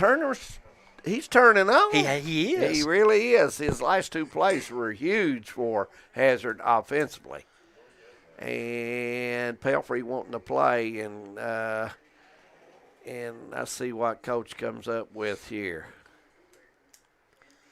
And I see a run right here. Yeah. You know, you're in a 4th and 4, and if you don't decide to run, I think it has to be a QB rush. Because you can't take a chance on throwing it to anybody at this point. Well, I don't know. It's fourth down. If you throw it, Jonathan, think about it. If you Andrew throw it Ford at the 5 or something, if they do pick it off, they're going to be very deep. That's right. So, I just run my regular offense. As you see, Johnson to the right of Pelfrey. So, look, but you got Ford on that top right side. So, let's see what happens. And it looks like Hazard may have moved early. We'll see. That kills you. You're trying to set a play up, and let's see what happened here. Have we got a timeout? We do have a timeout, so we'll just leave it here. What do you think about Bobcats? A total early. Yeah. 1 half, game over. You know, David, last week, me, you, and our good friend Katie Sloan got to call the Letcher County and Perry game. We and did. At halftime, I believe that score was around the 21-0 mark. Yes. And I am blown away that Breathitt has doubled that score plus a touchdown. And to be honest with you, Jonathan, in the past history of Somerset and Hazard, this doesn't happen very often. No. For either team. Both of these teams, usually when they play, you got a football game. You really do. But times are different, and some are rebuilding and some are working, and, well, times are strange to begin with right now. They are indeed. But stranger things have happened. Absolutely. Looks like Pelfrey back. Max Johnson protecting him. Here's the throw, and I thought he threw it in the crowd. Not enough up here, and not enough air on the football. So it looks like Somerset will take. Oh no, it's still second down. No, it's first down. It'll be Somerset's football. That was fourth down. So Briar Jumpers will get the football. And Max Pelfrey, I'm not going to fault him because he's played great tonight. He has. But I can't really understand why he wanted to throw that and the situation that he was in. Maybe he was getting cramped. I didn't mind him throwing it. I just wish he'd put it up where Ford's got a chance. Right. I understand that. Yeah. But, he had runners to his right. Tyson Turner had a chance had he just kind of gave him that love toss. Right. But we got 1:14 remaining here in the first half. Somerset trying to do something with it, and they get it to Camilla. And he does a nice job all the way out to the 42. Not a bad play there. By the way, our man halftime show will be coming up real soon here on Hometown 24. You can join Wes and Winston for that, as they'll be in the studio, and they'll talk about Breathitt and Morgan a little bit, and they'll talk about Somerset and Hazard a little bit. Here's Gross. He looks down, and a gang of about 2, and yeah, I think so. And we're going to have a timeout Somerset. So, but 24-0, it's Hazard. 54 seconds to go, and I think they're letting the clock run down more than they're supposed to there. I do too. So, okay. They're just running the timeout seconds. Okay. Yeah, I thought they did that on the other clock I did they had too. up top. But anyway, we'll run it there. So be sure you stick around and watch our Man Toyota halftime show. A lot of fun most of the time, Jonathan. My weird uncles, Winston and Wes, want to talk to you for about 15 minutes about sports. What will Gross do at quarterback here? I thought it would be a good time to get Hawkins maybe at midfield. And I agree. And then maybe on the next play even let Bailey do some misdirection maybe with football. But you got to think, who have they had on Hawkins all night? Yeah. It's hard to do much whenever you have Ford at safety. Ford lines up with Hawkins. You can see him. Ford's right at the H at the 50 straight with Hawkins, and now he picks him up. And ball sack. is loose, and the Bulldogs have it. I'm thinking Hazard's got it, and they do have it. So Hazard will have 43 seconds. And what do you do, Jonathan? I'd send Ford long and throw it up and give that young man an opportunity. I almost wanted to say put it in the hands of Turner or Johnson and let them run. Yeah. But then it hit my mind that they've been running so much, Andrew Ford might not be fresh on Somerset's head. Bailey kind of took that football and went to hit a gap, but he got pressure and lost it on the spin. So, and I understand that happens, but you got to keep a hand on it. Look for Turner as well. He's to the right. Him and Ford will go out. Look for Turner. Turner's had 2 big plays. See if Coach calls his number here. Here's Pelfrey dropping back. Still looking, trying to find somebody. Good job by the line of Hazard. Still looking. He's at the 40 and gets out of bounds about the 38, 37-yard line where he'll be second down for the Dogs coming up. 32 seconds to go until half. But it was smart of Pelfrey to run out of bounds. Because you watched him, the closer and closer that he got to the out of bounds line, he was looking to throw, and then it hits him. The clock's still going to be running. Yeah. And he said, we don't have enough time to just let one go. Right. And that just shows the high IQ that he has at such a young age. Pelfrey getting a lot of experience this year. And Hazard trying to keep improving, keep getting better, and get that team on the move as Andrew Ford goes out to far right there, and Turner will line up next to him. Johnson is the tailback, and he will get the ball, and he's going to throw. Faked it, but now he ducks it and runs, and he goes all the way down to the 31. We got a hole on number 55 of the Dogs. And that is Fultz, and he's going to be called for the hole. These referees are going to feel like they've shoulder pressed about 1,000 pounds whenever they go home tonight. Yeah. We've seen a lot of flags thrown, that's for sure. 55. I kind of seen him grab his jersey, and that's a dead giveaway, Jonathan. But it's the fact that both of these teams, even the team that's up 24 to nothing, they're still making these little mistakes. Yeah. Hazard probably one more play, possibly two here if they rush. They're on the 47. Hazard 2 wide outs to the right, 2 to the left. To the right is Ford and Turner, who has been big-time playmakers in this game. Ball is tucked by the Bulldogs straight up the middle of the field, and it goes to the 42. And Pelfrey had no idea he was going to pass that one. He just tucked it and run, and that's going to be the half here at Daniel Field. Folks, I want you to stay with us. A halftime show coming up with Winston and West, the Man Toyota at the half. Right now at Daniel Field, it's 24-0. It's all Bulldogs so far. Thacker Grigsby is constantly working to bring the latest technologies home. Home, where we live and work. A place we want to see grow and prosper. From Jackson to Hindman and everywhere in between.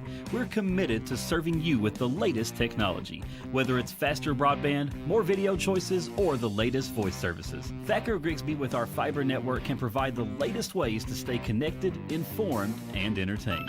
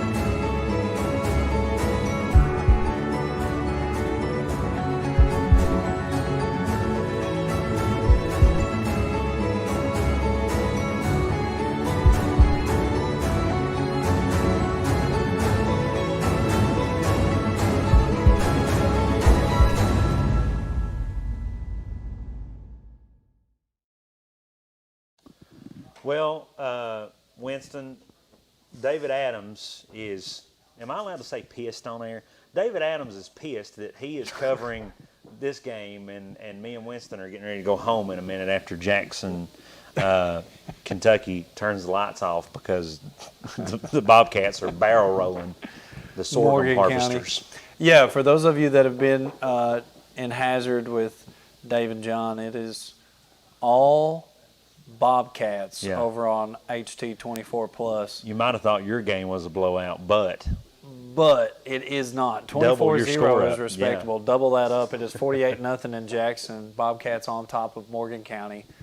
What's going? We're getting this footage from Hazard right now. What's going on? Is this ain't homecoming? What is this? This is what's going on? You know, Letcher Central and Harlan County is having the Coal Bowl tonight. Maybe this is the I don't know. We don't know what it is. Turf Field Bowl or something. They're honoring somebody here at halftime at Hazard. And I appreciate the honorable shout-outs we get from the Honorable David Adams. Man. All the time. I can't believe it. You know, at the halftime, it got to halftime at the Breathitt Morgan game, and Jeremiah accidentally put David Adams as my name on the man. What a deal, Toyota halftime show. Yeah, it was. I got really confused. I at first said what you see is what you get, and then that proved me wrong. That sounds like a great, you just said Breathitt Morgan. That sounds like a great country music artist name, doesn't it? I think that could be a great name moving forward. Breathitt Morgan. Yeah, sure. I think Breathitt Morgan's a good name. Other scores from around. Do you got us? Yes. So the one that we're watching closely, for those of you at home, The one. What song would Breathitt Morgan? Hello. Can you hear me? Yeah, that is an Adele cover written by Breathitt Morgan. Way things used to be. You're getting better and better. You're You're getting better and better. We do want you to try to help us, and we always tell you this. If you were just listening on Hometown 24 Plus, we mentioned it. The scores that we give you, we obviously are covering these two games, so we don't get to be everywhere at once, even though Harold claims that he can be. If these scores are wrong, please update us. Let us know. Get on the Hometown 24 Facebook Live. Comment on there right away. The one that I'm really intrigued by at this point, and we've all agreed here in the studio, is the Leslie Middlesboro score. Yeah. Somebody call CJ and ask him what the score to this game is right now. The last we got was 6-0. Leslie County. And if by chance this holds with Coach Eddie Melton and the Leslie County Eagles, this could be a huge upset. Is this like Jacob Couch, like Hillbilly Hammer upset brewing for the Leslie County Eagles against the Middlesboro Yellow Jackets? If it holds, other scores. Other scores around the way, obviously you know the score of Hazard Somerset. You're watching it. We updated you and said Breathitt was 48-0 over Morgan. Another score, two scores we're watching closely. We have Paintsville over Perry Central 14-6. We had that starting the third quarter. And starting the third quarter over in Harlan, Kentucky, we have the Cougars of Letcher Central over the Black Bears of Harlan County there in the Coal Bowl 14-8. And I think those scores are probably right. We're very concerned about the Leslie County score. Not that we don't think Leslie County is capable of upsetting the Yellow Jackets. Yeah. Just because these are various sources, and as you know, some of the sources we get scores from are from people like David Adams, and who knows if they can tell the truth about it. Who knows what's really happening? Yeah. And then we also had the Letcher County Central Harlan score 14-8. Yeah. I think that's a really interesting matchup for those at home. As far as district, what can happen. Yeah. Obviously, Letcher has already beaten Perry Central. They have Johnson Central looming. They're number 4 in the RPI rankings. Yeah. It could really hurt if you lose this game, if you were to slip tonight against Harlan County Central. So we're watching that one closely. Always an interesting matchup in the Coal Bowl. No matter how good or bad somebody is, it always seems like teams are evenly matched, especially if you're going to Harlan. Well, that game between the two Pine Mountain schools there, I'm like you. It don't matter what you are, what year it is. That's going to be a game. It don't matter. And I think the Perry Central Paintsville matchup is just an interesting matchup. You got, Coach Mark Dixon, and then Paintsville obviously is traditionally a really good team. Absolutely. And so to have those two teams playing each other, is something special. I love that matchup tonight, especially for both teams and moving forward concerning their RPI rankings. If they have, if they have dreams of making it to the third round. Yeah. And those are your more local scores. I would love to hear a Pikeville, from what I know, Pikeville and Madison Central. I will see Pikeville and Madison Central on tonight. If I can get the update on I'm that. interested to hear a Pikeville score. Oh, we have another score by the Bobcats currently going on HT24 Plus. If you want to flip over, our boy Devin. And man, there's been a ton of flags thrown in that game also. And I heard it mentioned during the Hazard Somerset game, as there's also been a lot of laundry thrown on the field for that game as well. And I'm telling you, I don't know if it's just like, I don't know. What is it at this point in the season? Most teams now have 4, 5, 6 games under their belt, and there's still a lot of flags going on around the area tonight. Definitely a lot of laundry on the field over there. And one thing we do want to mention is, Winston, we talked about with Breathitt County a lot this year, and you mentioned the teams they've played, and you mix things up that would normally not happen because of COVID. The perfect storm for them to be 0-5. Right. And I've been there. I've been caught in those storms, and there's like, no way out. Like basketball team last year, we started like the season 5-2, 6-2, and felt great about ourselves. And then you get caught in this COVID. It's almost like a COVID warp. Like you just, and then when it spits you out, you just have no idea where you're at. And, that's kind of been the the feeling concerning the Bobcats. And so I think tonight, anybody that is watching that game over on HT24 Plus can agree that whatever funk or wormhole that the Bobcats were in, they've obviously clawed their way out of, being up 48-0. Quick score I have, and I hope it's right. I actually have, this is surprising me if so, I've got Pikeville trailing 21-10. Yeah, and I actually have that too. It looks like touchdown Indians 21-7, 21-10 Madison Central leads. So 21-10 Man, Madison and that Central. that's impressive. I mean, Yeah. to see Pikeville in person, and I know they came over to Irvine there a couple weeks ago against the Letcher County Central Cougars, and they ran all over the place. They got great outside speed. They got a D1 quarterback. And so, 21-10, and I know Madison Central is obviously a huge school. Right, not a 1A school. No, not a 1A school by any means, but now I think we can all agree that Pikeville has 6A talent. Yeah, and Pikeville doesn't play like a 1A school. Yeah, so to be competing against Madison Central is 5A, I believe, and they're up in the RPI rankings as well, thanks to Coach Mike Holcomb, and that's in reference to Breathitt County. And we mentioned that before the game. Is that something they're missing on the sideline of Coach Holcomb, the field's namesake? Is not there helping Coach Moore this year. He's taken the head job at Madison County Central and obviously doing good things. They're 4-1 and looks like they're rolling Pikeville right now, powerhouse 1A school. So we'll have to keep a close eye on that one as well. We're trying to get an update from producer Josh Cornett. Josh Cornett, tell us. He's shaking his head. Tell us the good news. Oh, here we go. Bumper Adams telling us now, wow, listen to this. We were talking about the Letcher County Central Harlan County score.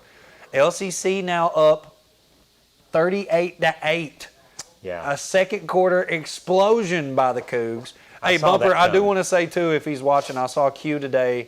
Me and him were in the barbershop at the same time, and I got to talk to him a little bit. Outstanding young player for the Cougars that I'm excited to watch, grow up through that Letcher County system, man.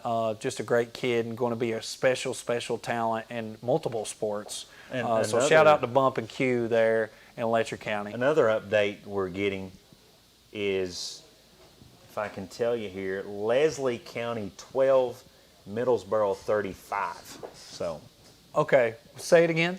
Leslie Middlesboro County 35, Leslie County 12. Man, we have seen all these scores, and that's why we need your all's help. Yeah. We these scores turn in a hurry, and we have a hard time keeping up with no scoring. Obviously this isn't college or NFL where we can just automatically look at updates and scores. Even Bluegrass Rivals is like lagging behind concerning the scores. So we're getting them from multiple places. But man, those are two big turnarounds. Yeah. Obviously we thought Harlan County Central was hanging tough in that game, and that isn't the case at half. 38-8 Cougs. And then we're hearing Pikeville score 21-10. We're seeing Breathitt still on top of the game here. It looks like a little. Morgan County might have made a big play. Looks like a fumble. It looks like there was one big play, close to a big play in that game, but still 48-0 clock running there at Jackson. We got 24-0 here at half, Hazard and Somerset. And then, unfortunate for our coverage area folks, but Leslie County finds themselves down now 35-12. And I was hoping that Coach could keep it close. I was too. We've talked many times when we've covered Leslie County, just so young and inexperienced there on the field for Leslie County. They've got to discover an identity here in the coming years.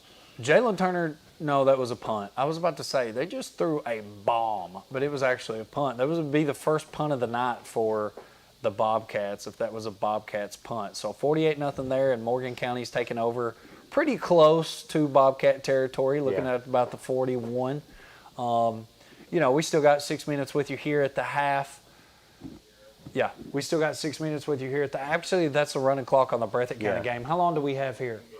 Okay, great. Yeah. So it's about that time to take you back to Hazard, Somerset. Only 6 minutes left in the third quarter with the Bobcat Morgan County game, as obviously that one's to a running clock. We got to go help out our boy Devin on HT24 Plus.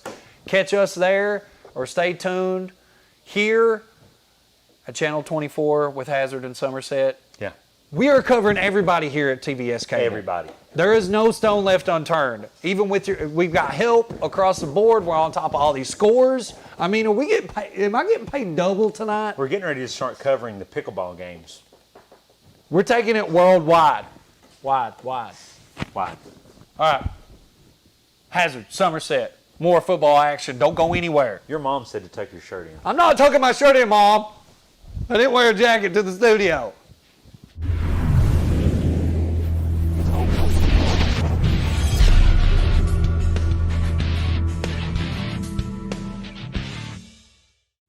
Brought to you by Bank of Hindman, Thacker Grigsby, Paradise Pizza, Game On Hazard, Wicker Law Offices in Hindman, Hindman Land Auction Company, and TVS.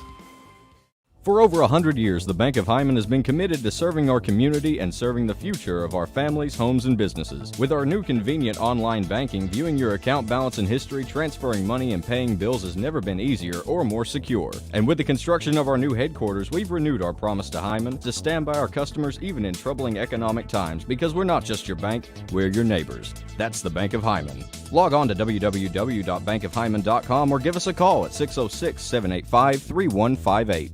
Thacker Grigsby is constantly bringing the latest technologies home. Home, where we live and work. A place we want to see grow and prosper. From Jackson to Hindman and everywhere in between. We're committed to serving you with the latest technology. Whether it's faster broadband, more video choices, or the latest voice services. Thacker Grigsby with our fiber network can provide the latest ways to stay connected, informed, and entertained.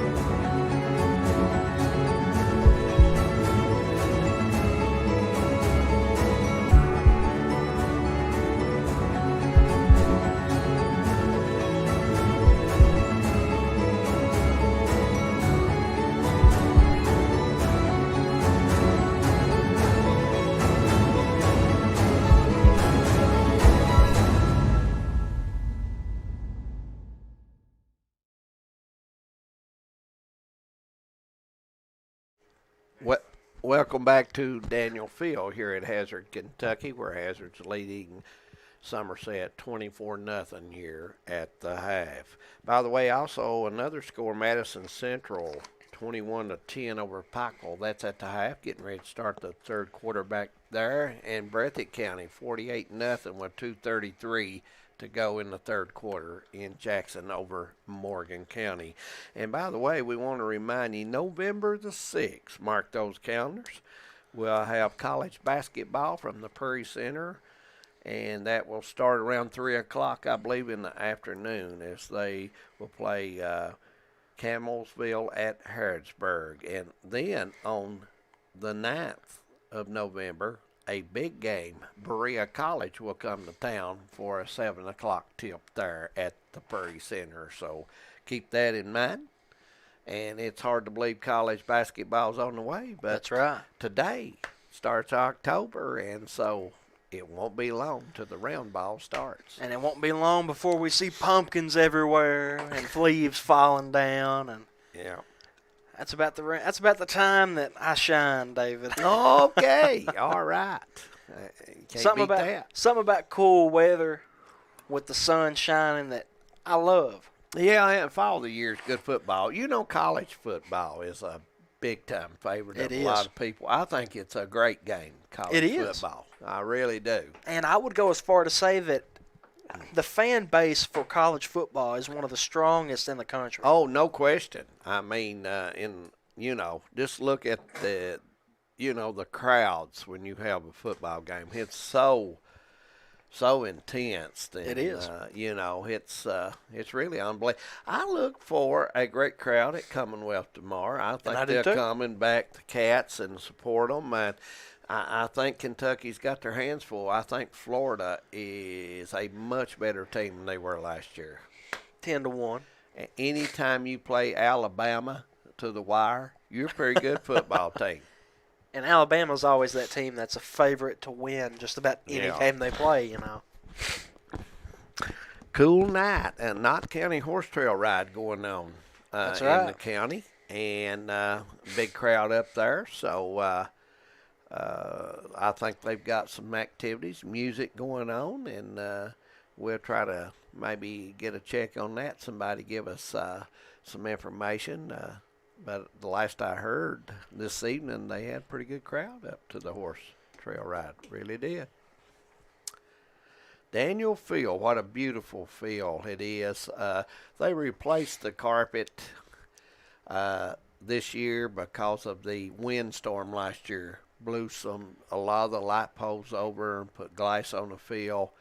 I remember talking to Coach Holland. They had to replace that because of that. You know, they just don't take chances like that. And well, it would be horrible for one of your players to go down and get stuck in all that glass, and that would also look bad on the school. Yeah, but Coach Holland and them new carpet. As Bulldogs kick off, Briar Jumpers will take it 25 up to the 30, 35, and down near the 40, and he goes over the 40, close to the 42-yard line.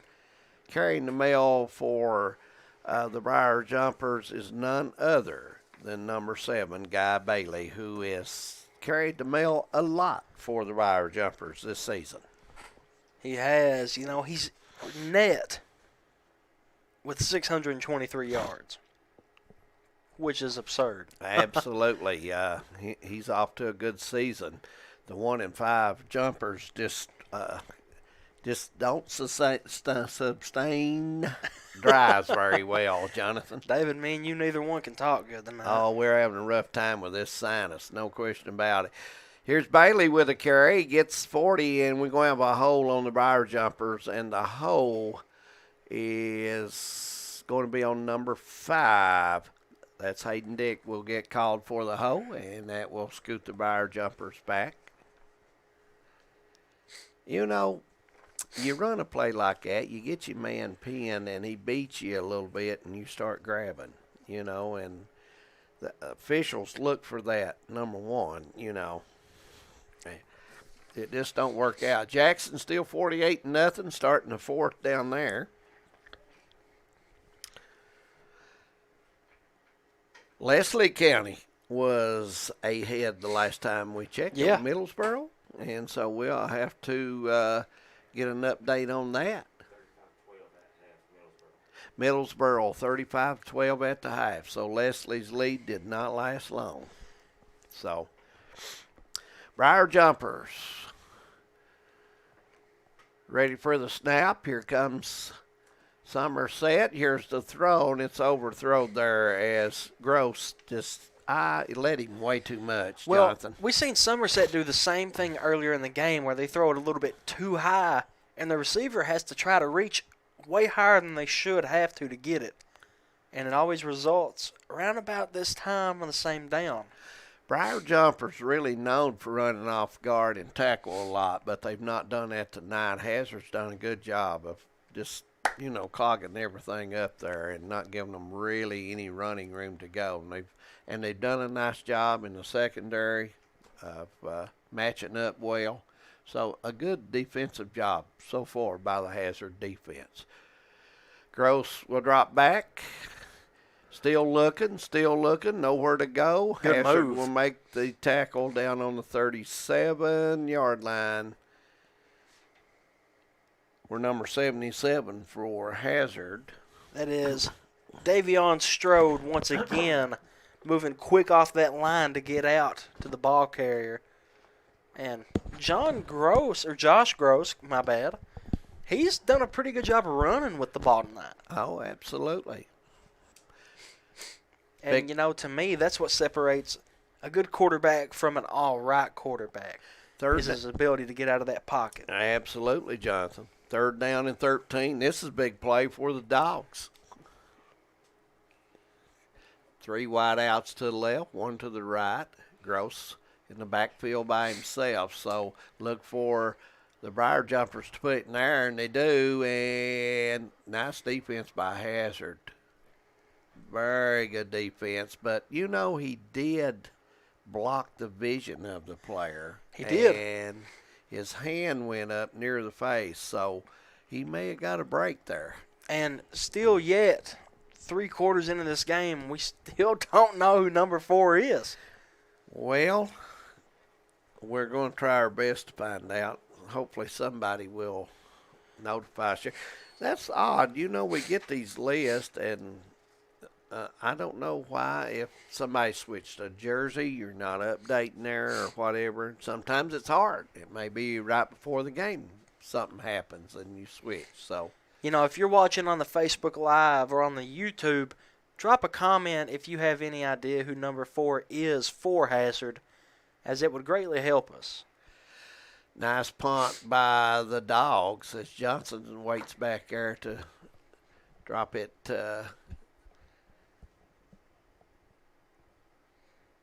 Get it ready here, so the Dogs will take over on about the 16, where Hazard will go as Pelfrey will get ready to lead his offense. I like that punt by Somerset. I do too. Yeah, good leg there, and nice punt, and you give your defense a chance. You've got the offense back some now, and the kicking game is so critical at times. Pelfrey, 2 wide outs each way with Turner and Ford to the right, and it's handoff to Johnson, and he's at the 20, and he's going to be stopped right there. A gain of almost 5 on the play. It is a gain of 5. Be 2nd and 5 for the Bulldogs. 10-minute mark coming up, 3rd quarter, and we have a Somerset player who is down, and hopefully that young man's all right. Coach is going out to check on him. Down at Jackson, 48-0, clock running. They've got a running clock.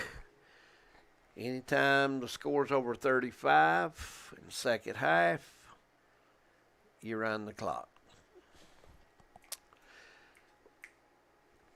And I will take a break from Daniel Field as they still attend, and hope that young man's all right. When we come back, we'll get a check on him. 24-0 Hazard.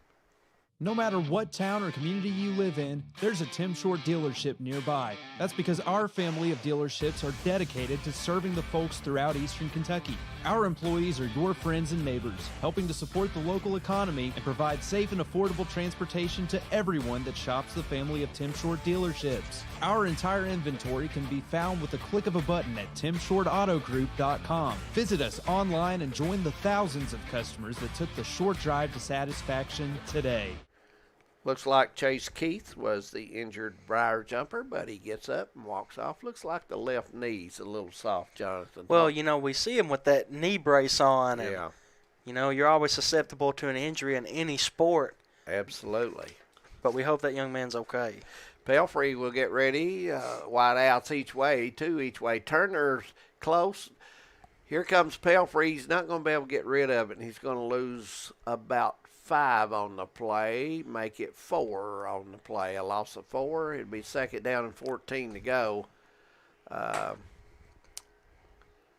for Hazard. And the good punt by the Briar jumpers. It was a good punt. It was. I mean, one of our better ones tonight. That's right. You know. And, you know, look at the situation that Hazard is in now. They're only at the 13-yard line. Yeah. And they have 13 to go before they can get the first. Where's Andrew Ford? If you're a Hazard fan, say, where is the big guy at? Well, Somerset has done a good job at clamping down on not only Andrew Ford, but Max Pelfrey. Absolutely. Turner, look for him maybe to get involved. And here's the play to Ford. He's got it. The 30 out to the 33. Nice catch. And a nice fake. It was. By Pelfrey. And I think Ford, to be honest with you, a little disappointed he didn't make a little higher jump because he may have picked up a bunch more yards, no question about it. Oh, and he's capable of those higher jumps. Absolutely. We've seen him do them. Absolutely. Kyle S. Hall, first down, courtesy of the pass from Max Pelfrey to Andrew Ford. 8:40 to remaining in this 3rd quarter. And Hazard looking for another touchdown. Absolutely. Pelfrey getting ready for the snap as Briar jumpers. on defense, and here comes Pelfrey. The fake to Johnson, and no gain on that play as he lost one. So it'll be second down and 11. Running to the right side, just nowhere to go as the Briar Jumpers stretch the line out with no room.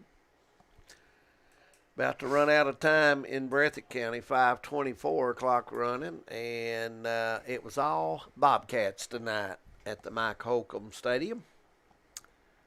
48-0. Pelfrey getting ready. Max Johnson beside of him. Turner to the right. Look for Turner, not there. It looks like the Bulldogs have got some running room. 40, 50, makes the turn.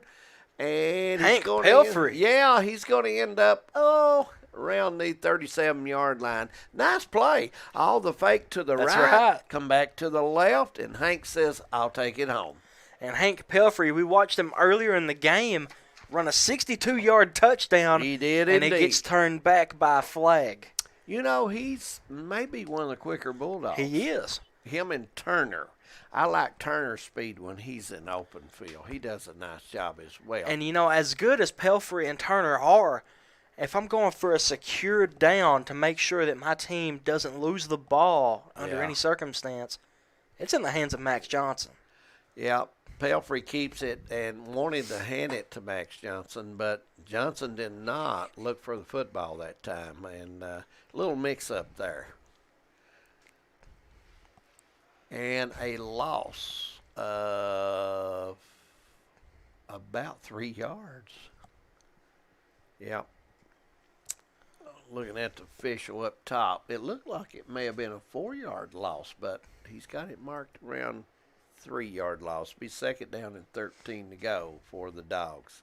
Ball's on the 39-yard line. 24 zip. A score here, Jonathan, and the Briar Jumpers' head will have a hard time of rising. Pelfrey. And here comes Johnson. He takes the handoff, cuts up. He'll go about the 36-yard line. It'll be third down coming up and about 10 yards to go. And, you know, David, I believe that the right play would have been to give it to Hank Pelfrey, because you seen him cut right through the middle of that, and he was wide on that right side with no one near him. I can tell you Mr. Ford wants his number called here. I don't know if he'll get it, but he does want it called. No question about it. He has played excellent tonight. He's got an interception, 2 tackles. He likes his matchup. He does. And he's went straight at him all night long. Yeah, Bailey is on Turner, but now Ford likes his matchup. There it goes to Hank Pelfrey. Splits the defense, and this is for fourth down. You're going to go for it. Nice cut to the right, cuts up, picks up some yardage there. Big yardage to get back and make this a manageable fourth down play coming up for the Bulldogs. Hank Pelfrey carrying the mail for the Dogs. He's been involved this series quite a bit. And the funny thing is that is the exact same play they just ran, except this time they gave it to Hank Pelfrey. Yep. And I think, look for this again. They've been running right side pretty successful. Left side's not been successful, but this side has. Dogs get away with a little movement there. Here comes Pelfrey. Here's the throw, and he throws it in the crowd. Tried to hit Turner down the middle, but somebody got an arm on it, and they're going to turn it over on downs as Somerset will take the football back. I thought that was an opportunity to run the football again. I don't know why you wouldn't. You've done it the whole way up the field. Why stop now? But, you know, Coach, I think, was trying to hit something over the middle. He seen something earlier that he thought they were open, but nice job by Somerset to close the gap there. A minute 12 down in Jackson, 48-0. And at the half, Madison Central was leading Pikeville. Hope we get another score on that pretty soon. 21-10 there at halftime. And David, you were off by 6 points. Morgan County finally got on the board. Hey, there we go. And they go for the 2-point conversion. And they get it. 48-8, and that's probably the way that is going to end up in Jackson with 41 seconds to go. Breathitt will probably take a knee there. So that game is done in Breathitt County. Probably won't be a kickoff. 29 seconds, and the clock continues to run down at Jackson. So, and that gives Breathitt County their first win of the season, and maybe that'll light a fire underneath the feet of the players. They've had some tough games here to get started. So they have. Let's see if it helps them the second part of the season. So,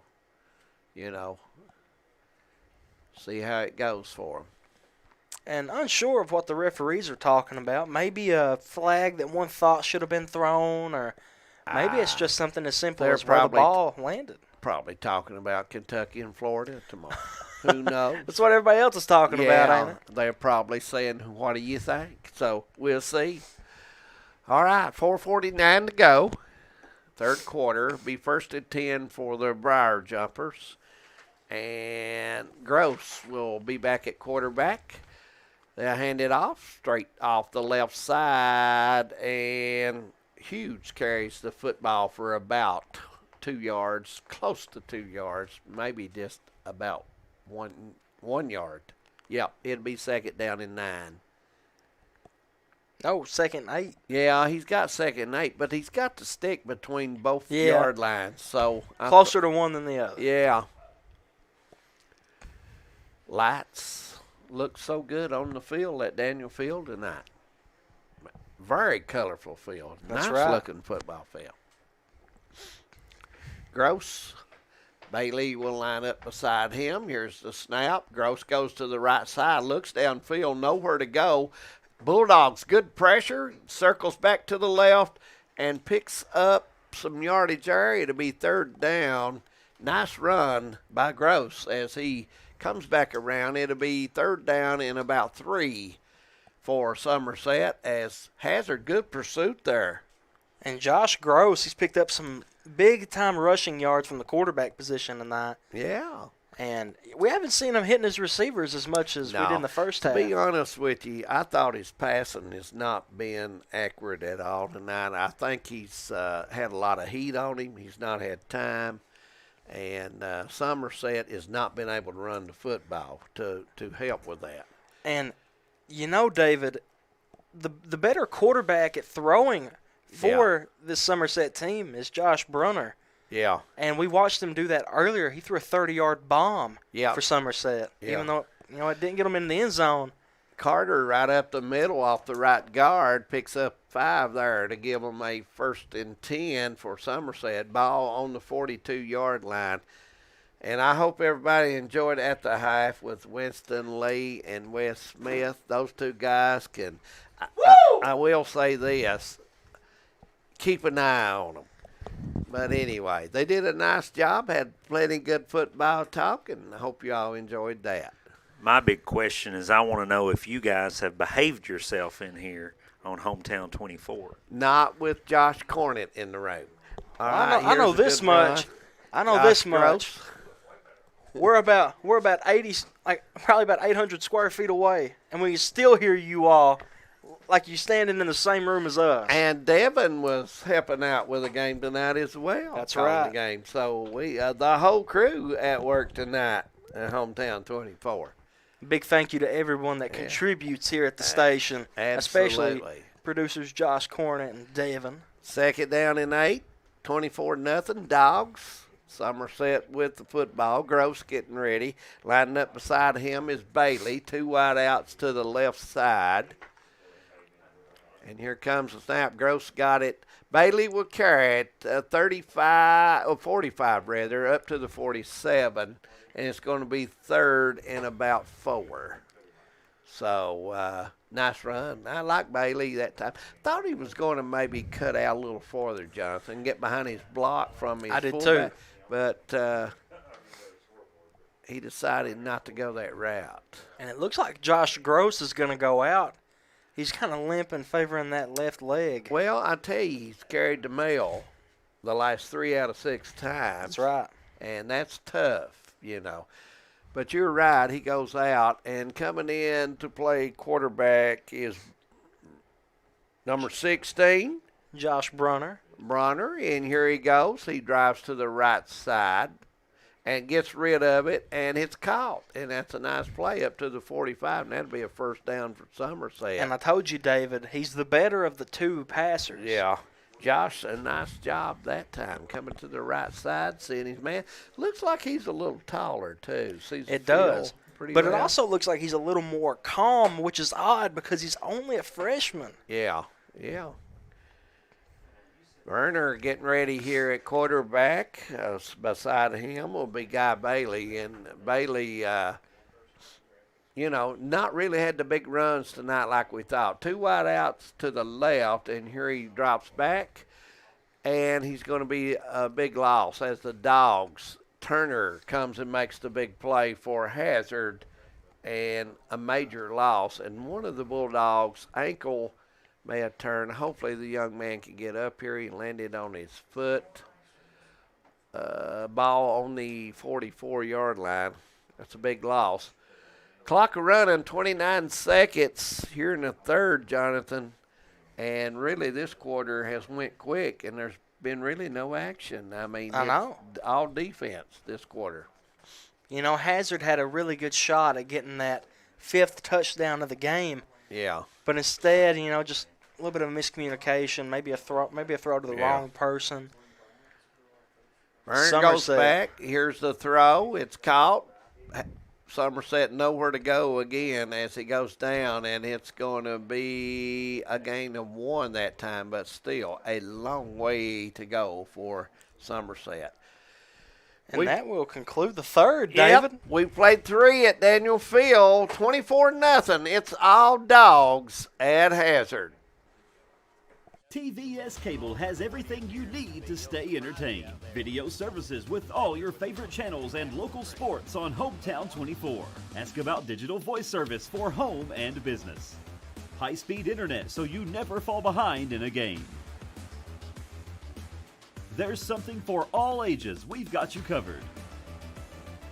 Sit back and enjoy everything TVS has to offer. Stay connected with TVS. I believe in Kentucky. I believe in Kentucky. I believe in getting your hands dirty. I believe the best recipes are never written down. I believe in fried chicken, cornbread, and soup beans. I believe in the cards. I believe in cats. I believe in insurance coverage that helps you sleep at night. I believe in always carrying an umbrella. I am Kentucky. I am Kentucky. Contact Derek Bowling, your Kentucky Farm Bureau agent in Hazard. And welcome back to Daniel Field as we show the fan cam here in Hazard, Kentucky. Well, got the young ladies from Hazard there. I guess they're talking about the fourth quarter, maybe. I would expect. Or maybe they're talking about maybe heading down to Pizza Hut, maybe to have a pizza and a soda. Hey, buddy, who knows? Hey, by the way, we want to thank Happy Mobilini, Mr. Mobilini, and Eddie Browning for letting Hometown 24 come in, and we appreciate you guys. That's right. Letting us be there. And Happy, if you're watching, be sure to tell Collier I said howdy. Somerset, 3 wide outs to the right, 1 to the left. Murner's still in. Here's the throw. It looks high. And wow! But he's out of bounds. What a bomb. How about that? Nice play. Good pass. Just a little high, and I've been impressed by his arm so far in this football game, and he's only threw 2 passes. I told you, David, he's the better thrower of the two, but you tell me, out of what we just seen, what was more impressive, the throw or the reception? I tell you, I like him. I like his footwork, too. I do, too. The way he sets himself, he handles it very good. I like him. Back to kick for the Briar Jumpers will be number Turner, 88 or 98. I can't hardly see there. Big Turner. Be 85. 85. That will be Max Hawkins. Johnson on the return, and he's brought down. Hawkins does the punting, and Johnson will do the receiving end for Hazard, and they've got the ball. Jonathan, 19-yard line, first down, Bulldogs. Fourth quarter from Daniel Field. Looked like they ended up with a pretty good crowd tonight. They did. You know, You see them all around. Yeah, nice fall night, and looks like they had a nice crowd at Daniel Field. No question about it. And you know, David, it's a Friday night. It feels good outside. Yeah. Normally, we would see the stands packed full and people all around, but of course, Yeah. the pandemic has other plans. Yes, it does. Hazard, Pelfrey, getting ready, takes snap. Turner's got it, cuts left side, got a little room. He's at the 30, 40, 50. He's going to the house. 30, 20, 10. Turner says touchdown, Bulldogs. And it's a nice run for Turner. Turner with his second touchdown of the game. And we got a flag, and why would you have a flag and nobody within 30 feet? This is the second time that we've saw this tonight, David. Oh, my. So we'll see what happens here. I don't see the call. I didn't even see anybody over there. I didn't To be either. honest, they was all on the left side. And the only thing I saw was Mr. Turner and everybody else 20 yards behind him. And David, what is crazy is that this is only his fourth time running the ball tonight. I tell you, he's got amazing speed. He does. He gets a first step and looks like he just takes off. And nice speed for Turner. And the scoreboard has went back to 24. It should be 30. Evidently, they're going to count the touchdown, and whatever happened may have happened after the score. I do not know. And Well, the referee is discussing it over with Coach Howard. Yeah, I mean, come on, guys, let's get going here. The flag was on the 21-yard line, and looks like we're getting ready for the extra point. I mean, here we go. The touchdown is good, and we don't know what the penalty was. It could have been an unsportsmanlike Could have penalty. been. Who knows? Yeah. So Hazard will get ready to tack the extra point on, and the kick is up there, and it is good. And Mia House is the hero tonight in the kicking game. No Mia question about it. House? Yeah. I don't know who Mia House is. She owns the house tonight, my man. That's right. 31-0, all Dogs at Hazard, so get ready. We'll be back. Since 1954, Hindman Funeral Services has been part of this community. When your family needs someone who cares, Danny Terry and his staff are here to help. During your family's time of need, they are a helping hand through every step of the process, from services to monument and to your loved one's final resting place. Celebrating over 50 years proud service to the community, Hindman Funeral Services. Being in an accident can leave you feeling vulnerable and lost. You need a lawyer who will fight for you and be there by your side the entire way. What I believe is that with trust and collaboration, we can get you the justice that you deserve. Go to kyleshall.com right now to schedule a free consultation. I will review the details of your case and get you back on your feet. Don't navigate the legal system alone. Get me in your corner right now. Welcome back to Daniel Field, 31-0 all Dogs. Hazard gets the unsportsmanlike penalty and will kick off from the 25.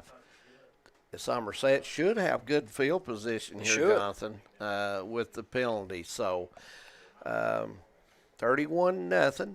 Hazard trying to go 4-3. Somerset trying to get to 2-5, but they've got a mountain to climb with just 11:25 to go. Run back, good field position, all the way down to the 36, where he'd be 1st and 10. As the penalty did hurt, Jonathan, it gives the Briar Jumpers excellent field position to get started here. And Bailey a little bit slow to get to his feet. And correction, that's not Bailey. That is Hayden Dick. Came down in the pile, and he comes up limping, and they're going to move the ball a little further back than we thought. Instead of 36, it'd be 37, where it'd be 1st and 10 for the Briar Jumpers. Folks, it was all Breathitt County down in Jackson tonight. A big win for them over Morgan County. Congratulate them. Final score 48-8. Yep, nice win. Somerset going on offense here now. Dogs defense. Keeper by the quarterback as he gets down about 31. Nice run by him. This is Josh Brunner.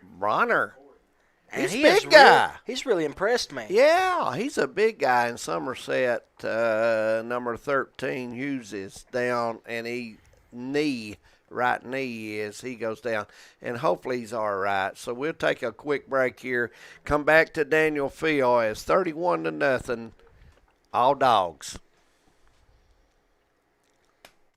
Brought to you by Bank of Heinemann, Thacker Grigsby, Paradise Pizza, Game On Hazard, Wicker Law Offices in Heinemann, Heinemann Land Auction Company, and TVS.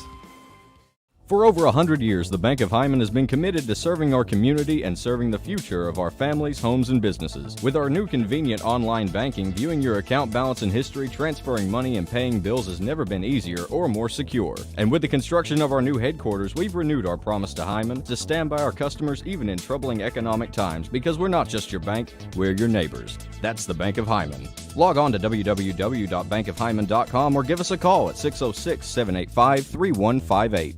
Thacker Grigsby is constantly the latest technologies home. Home, where we live and work. A place we want to see grow and prosper. From Jackson to Heinemann and everywhere in between. We're committed to serving you with the latest technology. Whether it's faster broadband, more video choices, or the latest voice services. Thacker Grigsby with our fiber network can provide the latest ways to stay connected, informed, and entertained.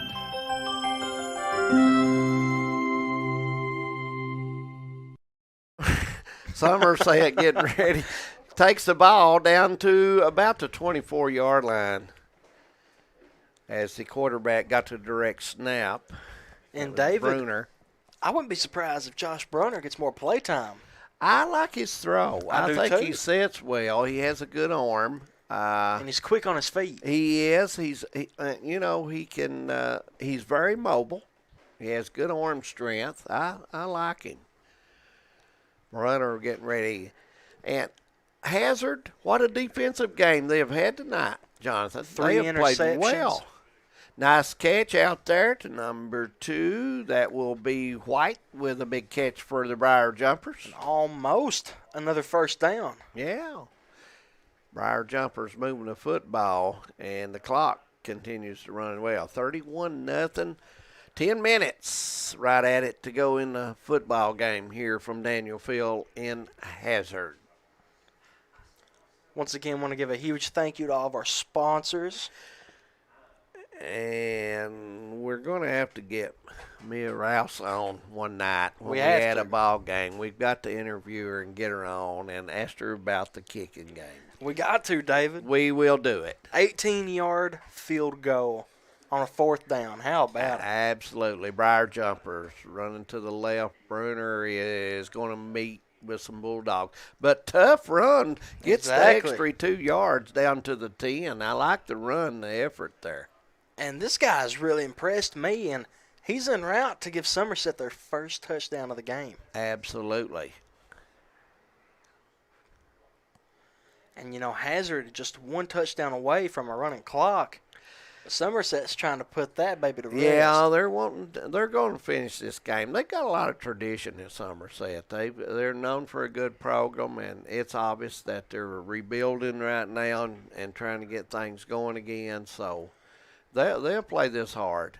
Pass out in the flat as Somerset stumbles a little bit, and a loss of 5 on that play. And that was number 4 or I'm thinking number 4. Which is Grayson Gulak. Gulak there caught the football, but really just stumbled, Jonathan, as soon as he made contact, and Hazard, the Bulldogs, was there. So not much there. Second down in a long way, and really Somerset about has to score, Jonathan, to be honest with you. Close enough. Yeah, no doubt.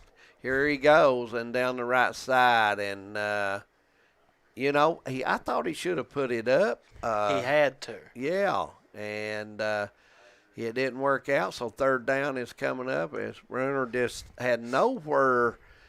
I thought he should maybe give his big man a chance down there, and Hawkins was down in the end zone, but he just did not want to go there. And now Somerset goes from being in a great position to being in a 3rd and 17 position. You are right, and that's where you don't want to be. That's right. Brenner getting ready. 3 wide outs to the left. Big Hawkins is there. Let's see if he's a target. And here's the ball thrown up, and nice defense by number 4 of Hazard. And once again, would love to have that name. Absolutely. We got to find out that young man's We got name. to. Yeah. And Somerset now 4th and 17. How you go for it. You have to. You're in the 4th quarter with 7:36 remaining. Score is what it is. You've got nothing to lose. It's not going to matter if you lose the game. Another score or whatever. I expect the same play that we just seen. Another I long think pass. so. But Hawkins has not been involved in the offense. He hasn't. Much, And he's he probably not has in right cold now. hands. You Yeah. know? Bruner get ready as Somerset will get ready. He drops back to the 25. Now he goes ahead and runs into his own man, number 66. And he had nowhere to go as Nathan Hart. He ran into Nathan and he drops. And that's the way it's been all night for Somerset. Just not being able to connect those big plays. And this is where one of two things happen.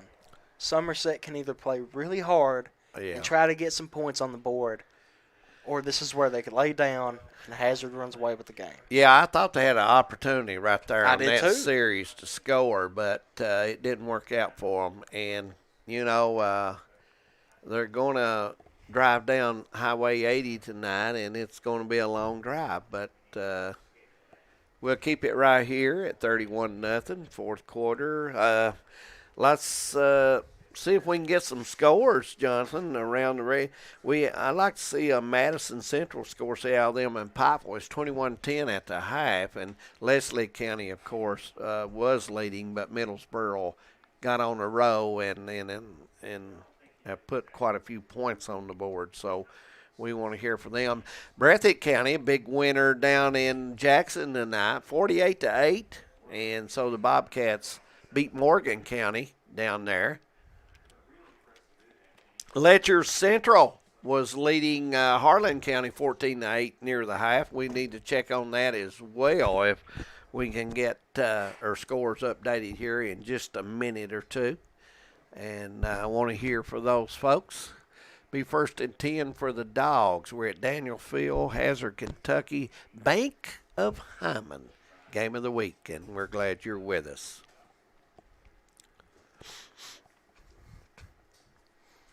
Pelfrey, here's the handoff, right off guard. Nowhere to go for the Dogs there. And looks like he may have picked up one or maybe lost one. We'll see. Helping him up there. Running the ball, number 14 for Hazard. That was Hank Pelfrey. And Hank really nowhere to go there as Somerset closed the gap and made a nice play on defense there. Clock under 7 minutes. And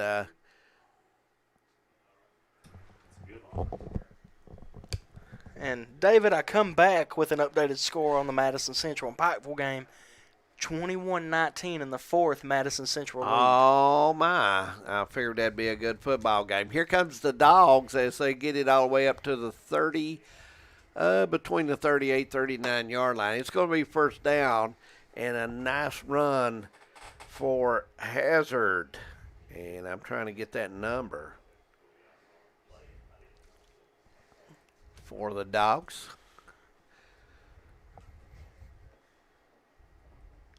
I don't know if that was Hank Pelfrey. I seen a 4. I seen another number. I'm going to have to check. When they get in a crowd like that, sometimes it's tough for us to pick them up quickly.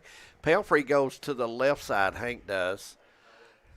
And Johnson will line up beside of Pelfrey in the backfield. A wide out, 2 wide outs left, 1 to the right. And here's the fake, and Pelfrey will bring it right up and pick up about 6 on the carry all the way to the 45-yard line. Be second down and 4 coming up for Hazard with the clock under 5:47 and running. You think Hazard's going to keep this football on the ground? I do. You have to. Yeah, you know, I think so. And they're going to run off guard, tackle, and off in as see which. Just keep the old clock ticking, and that's Bulldog football. Wide out each way. Also, you've got Andrew Ford over here. They've not went to Andrew in the fourth quarter. Nice handoff, and Max Johnson carries the mail, and he's going to have, I think that's a first down. It is. They'll move the chains with 5:15 to go. Well, you know, David, we didn't see Andrew Ford receive the ball any in the third quarter at all. No, Ford had a big first half. He had 2 good catches. I was real impressed with one of them. He had a touchdown, had an interception as well. And I believe 3 tackles in that first half. Ford coming off the field now. Maybe just to protect him. He's had a good football game tonight. I've been impressed with Ford. He's played very well on defense. He has. Turner's going to take the mail, and we got a flag as movement, and that could cost the Bulldogs 5 as we have a false start on Hazard to move the ball back to the 45. Want to thank our hometown crew tonight for all their efforts. And cameraman down in Hazard, and you got Josh Cornett here in the studio keeping everything rolling. And, Jonathan, it is always good to work a game with you. It's great to work with you, too, Hall of Famer David Well, I Adams. don't know about that now, but I enjoy the football games, no question. Here's the handoff, and I thought Hank got a face mask, but no call. There it is. There's the call. I thought I seen the arm up, jerk the mask, but it could be a hold on Hazard. It could, and that was number 50. Yep. I seen that, so we'll see what happens here. The ball right now is on the 45. Let's see how the penalty affects the run. The Hyman Pro Mark flag. For all your home needs. Absolutely. Go down and see those folks. That's right. They'll cut you a deal and a half. And it's going to be face mask against Somerset. I thought I seen a hand go up and make contact around the mask, so that's going to cost them 15, and that'll put the ball all the way down about the 40-yard line, and it is. So 15 tagged on there, and it's going to be 1st and 10. And the Bulldogs, all they really need, Jonathan, to be honest with you, is 1 first down, because I do not see Somerset calling a timeout here. Neither do I. And look for one of the officials. Chains need to be set over there. He wasn't ready, so they'll get that going. And they should start the clock right back, and they do. And chain crew having a hard time there. Don't forget, next Friday night, 7:30, please join us. And please join us at about 6, around 6 before the whistle. And hope you all can enjoy high school football again next Friday night. And hopefully with our good buddy Harold Mullins here. Yeah, Harold may come back. And if he comes back, we'll give him his roughest time as we normally do. Old Brokeback Mountain. Hazard getting ready to take the snap. Pelfrey hands off. Here comes the Dogs around the corner to the 30 and out of bounds around the 29-yard line. And that's Olinger running football for the Dogs. He's a senior, and he gets in and makes a nice run for the Dogs. First down. And, really, if the Dogs stretch this clock, this is really going to eat most of this time up right here. Under 4 minutes to go, and it looks like the Dogs will go to 4-3 on the season. Somerset will be at 1-6. Not a typical Somerset team that we normally see, Jonathan, but, some years you just have to stick some young kids in there and get them prepared and work, That's right. But one thing I do want to say is that it's glad to see number 57, Chase Keith of the Briar Jumpers, back out there and playing. Yeah. Handoff, nowhere to go for the Dogs as Davison had no room to go. Pelfrey makes the handoff to the right side. He goes, but Somerset said no more. So nice defense by them. Second down coming up, and probably lost maybe a half yard on that. 3 minutes, clock running, and I think you'll see the Dogs run this ball straight up the middle. I think you'll see Pelfrey take his time and run the clock down as much as he can, and then get the play off. Big win for the Dogs. Somerset usually comes into Daniel Field and has had some big victories there. Pelfrey, snap, handoff, and we got a false start. And believe it or not, it was on Olinger. Wow. Yep. He took a step, almost a half a step before the snap, and the officials will not let you do that. College basketball, can you believe? Coming up Buddy, I'm November ready for 6th. it. Scott Cornett, we have to put up with him. We do, don't we? Buddy, it's a good time putting up with him, though.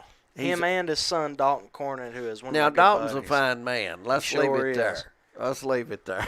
Sure, don't take it after his dad. I'm just I enjoy playing. Scott, don't you? He's a good feller to talk with. I do. Yes, he is.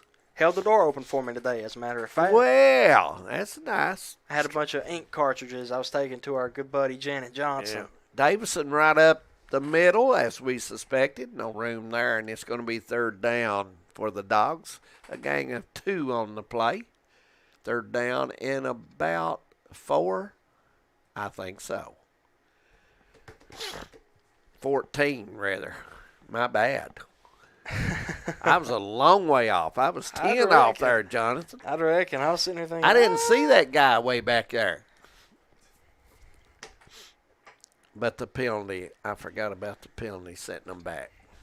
that happens with old age, David. It does. Our producer Josh Cornett shakes his head in agreement. You kidding. I can't believe he would do us that way. I can't either.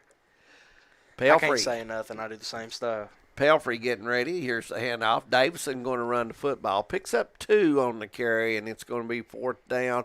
And if you're a Hazard, why not just run this when you run one more play and the clock's Take a gone. chance at going for one more. Why not? Absolutely.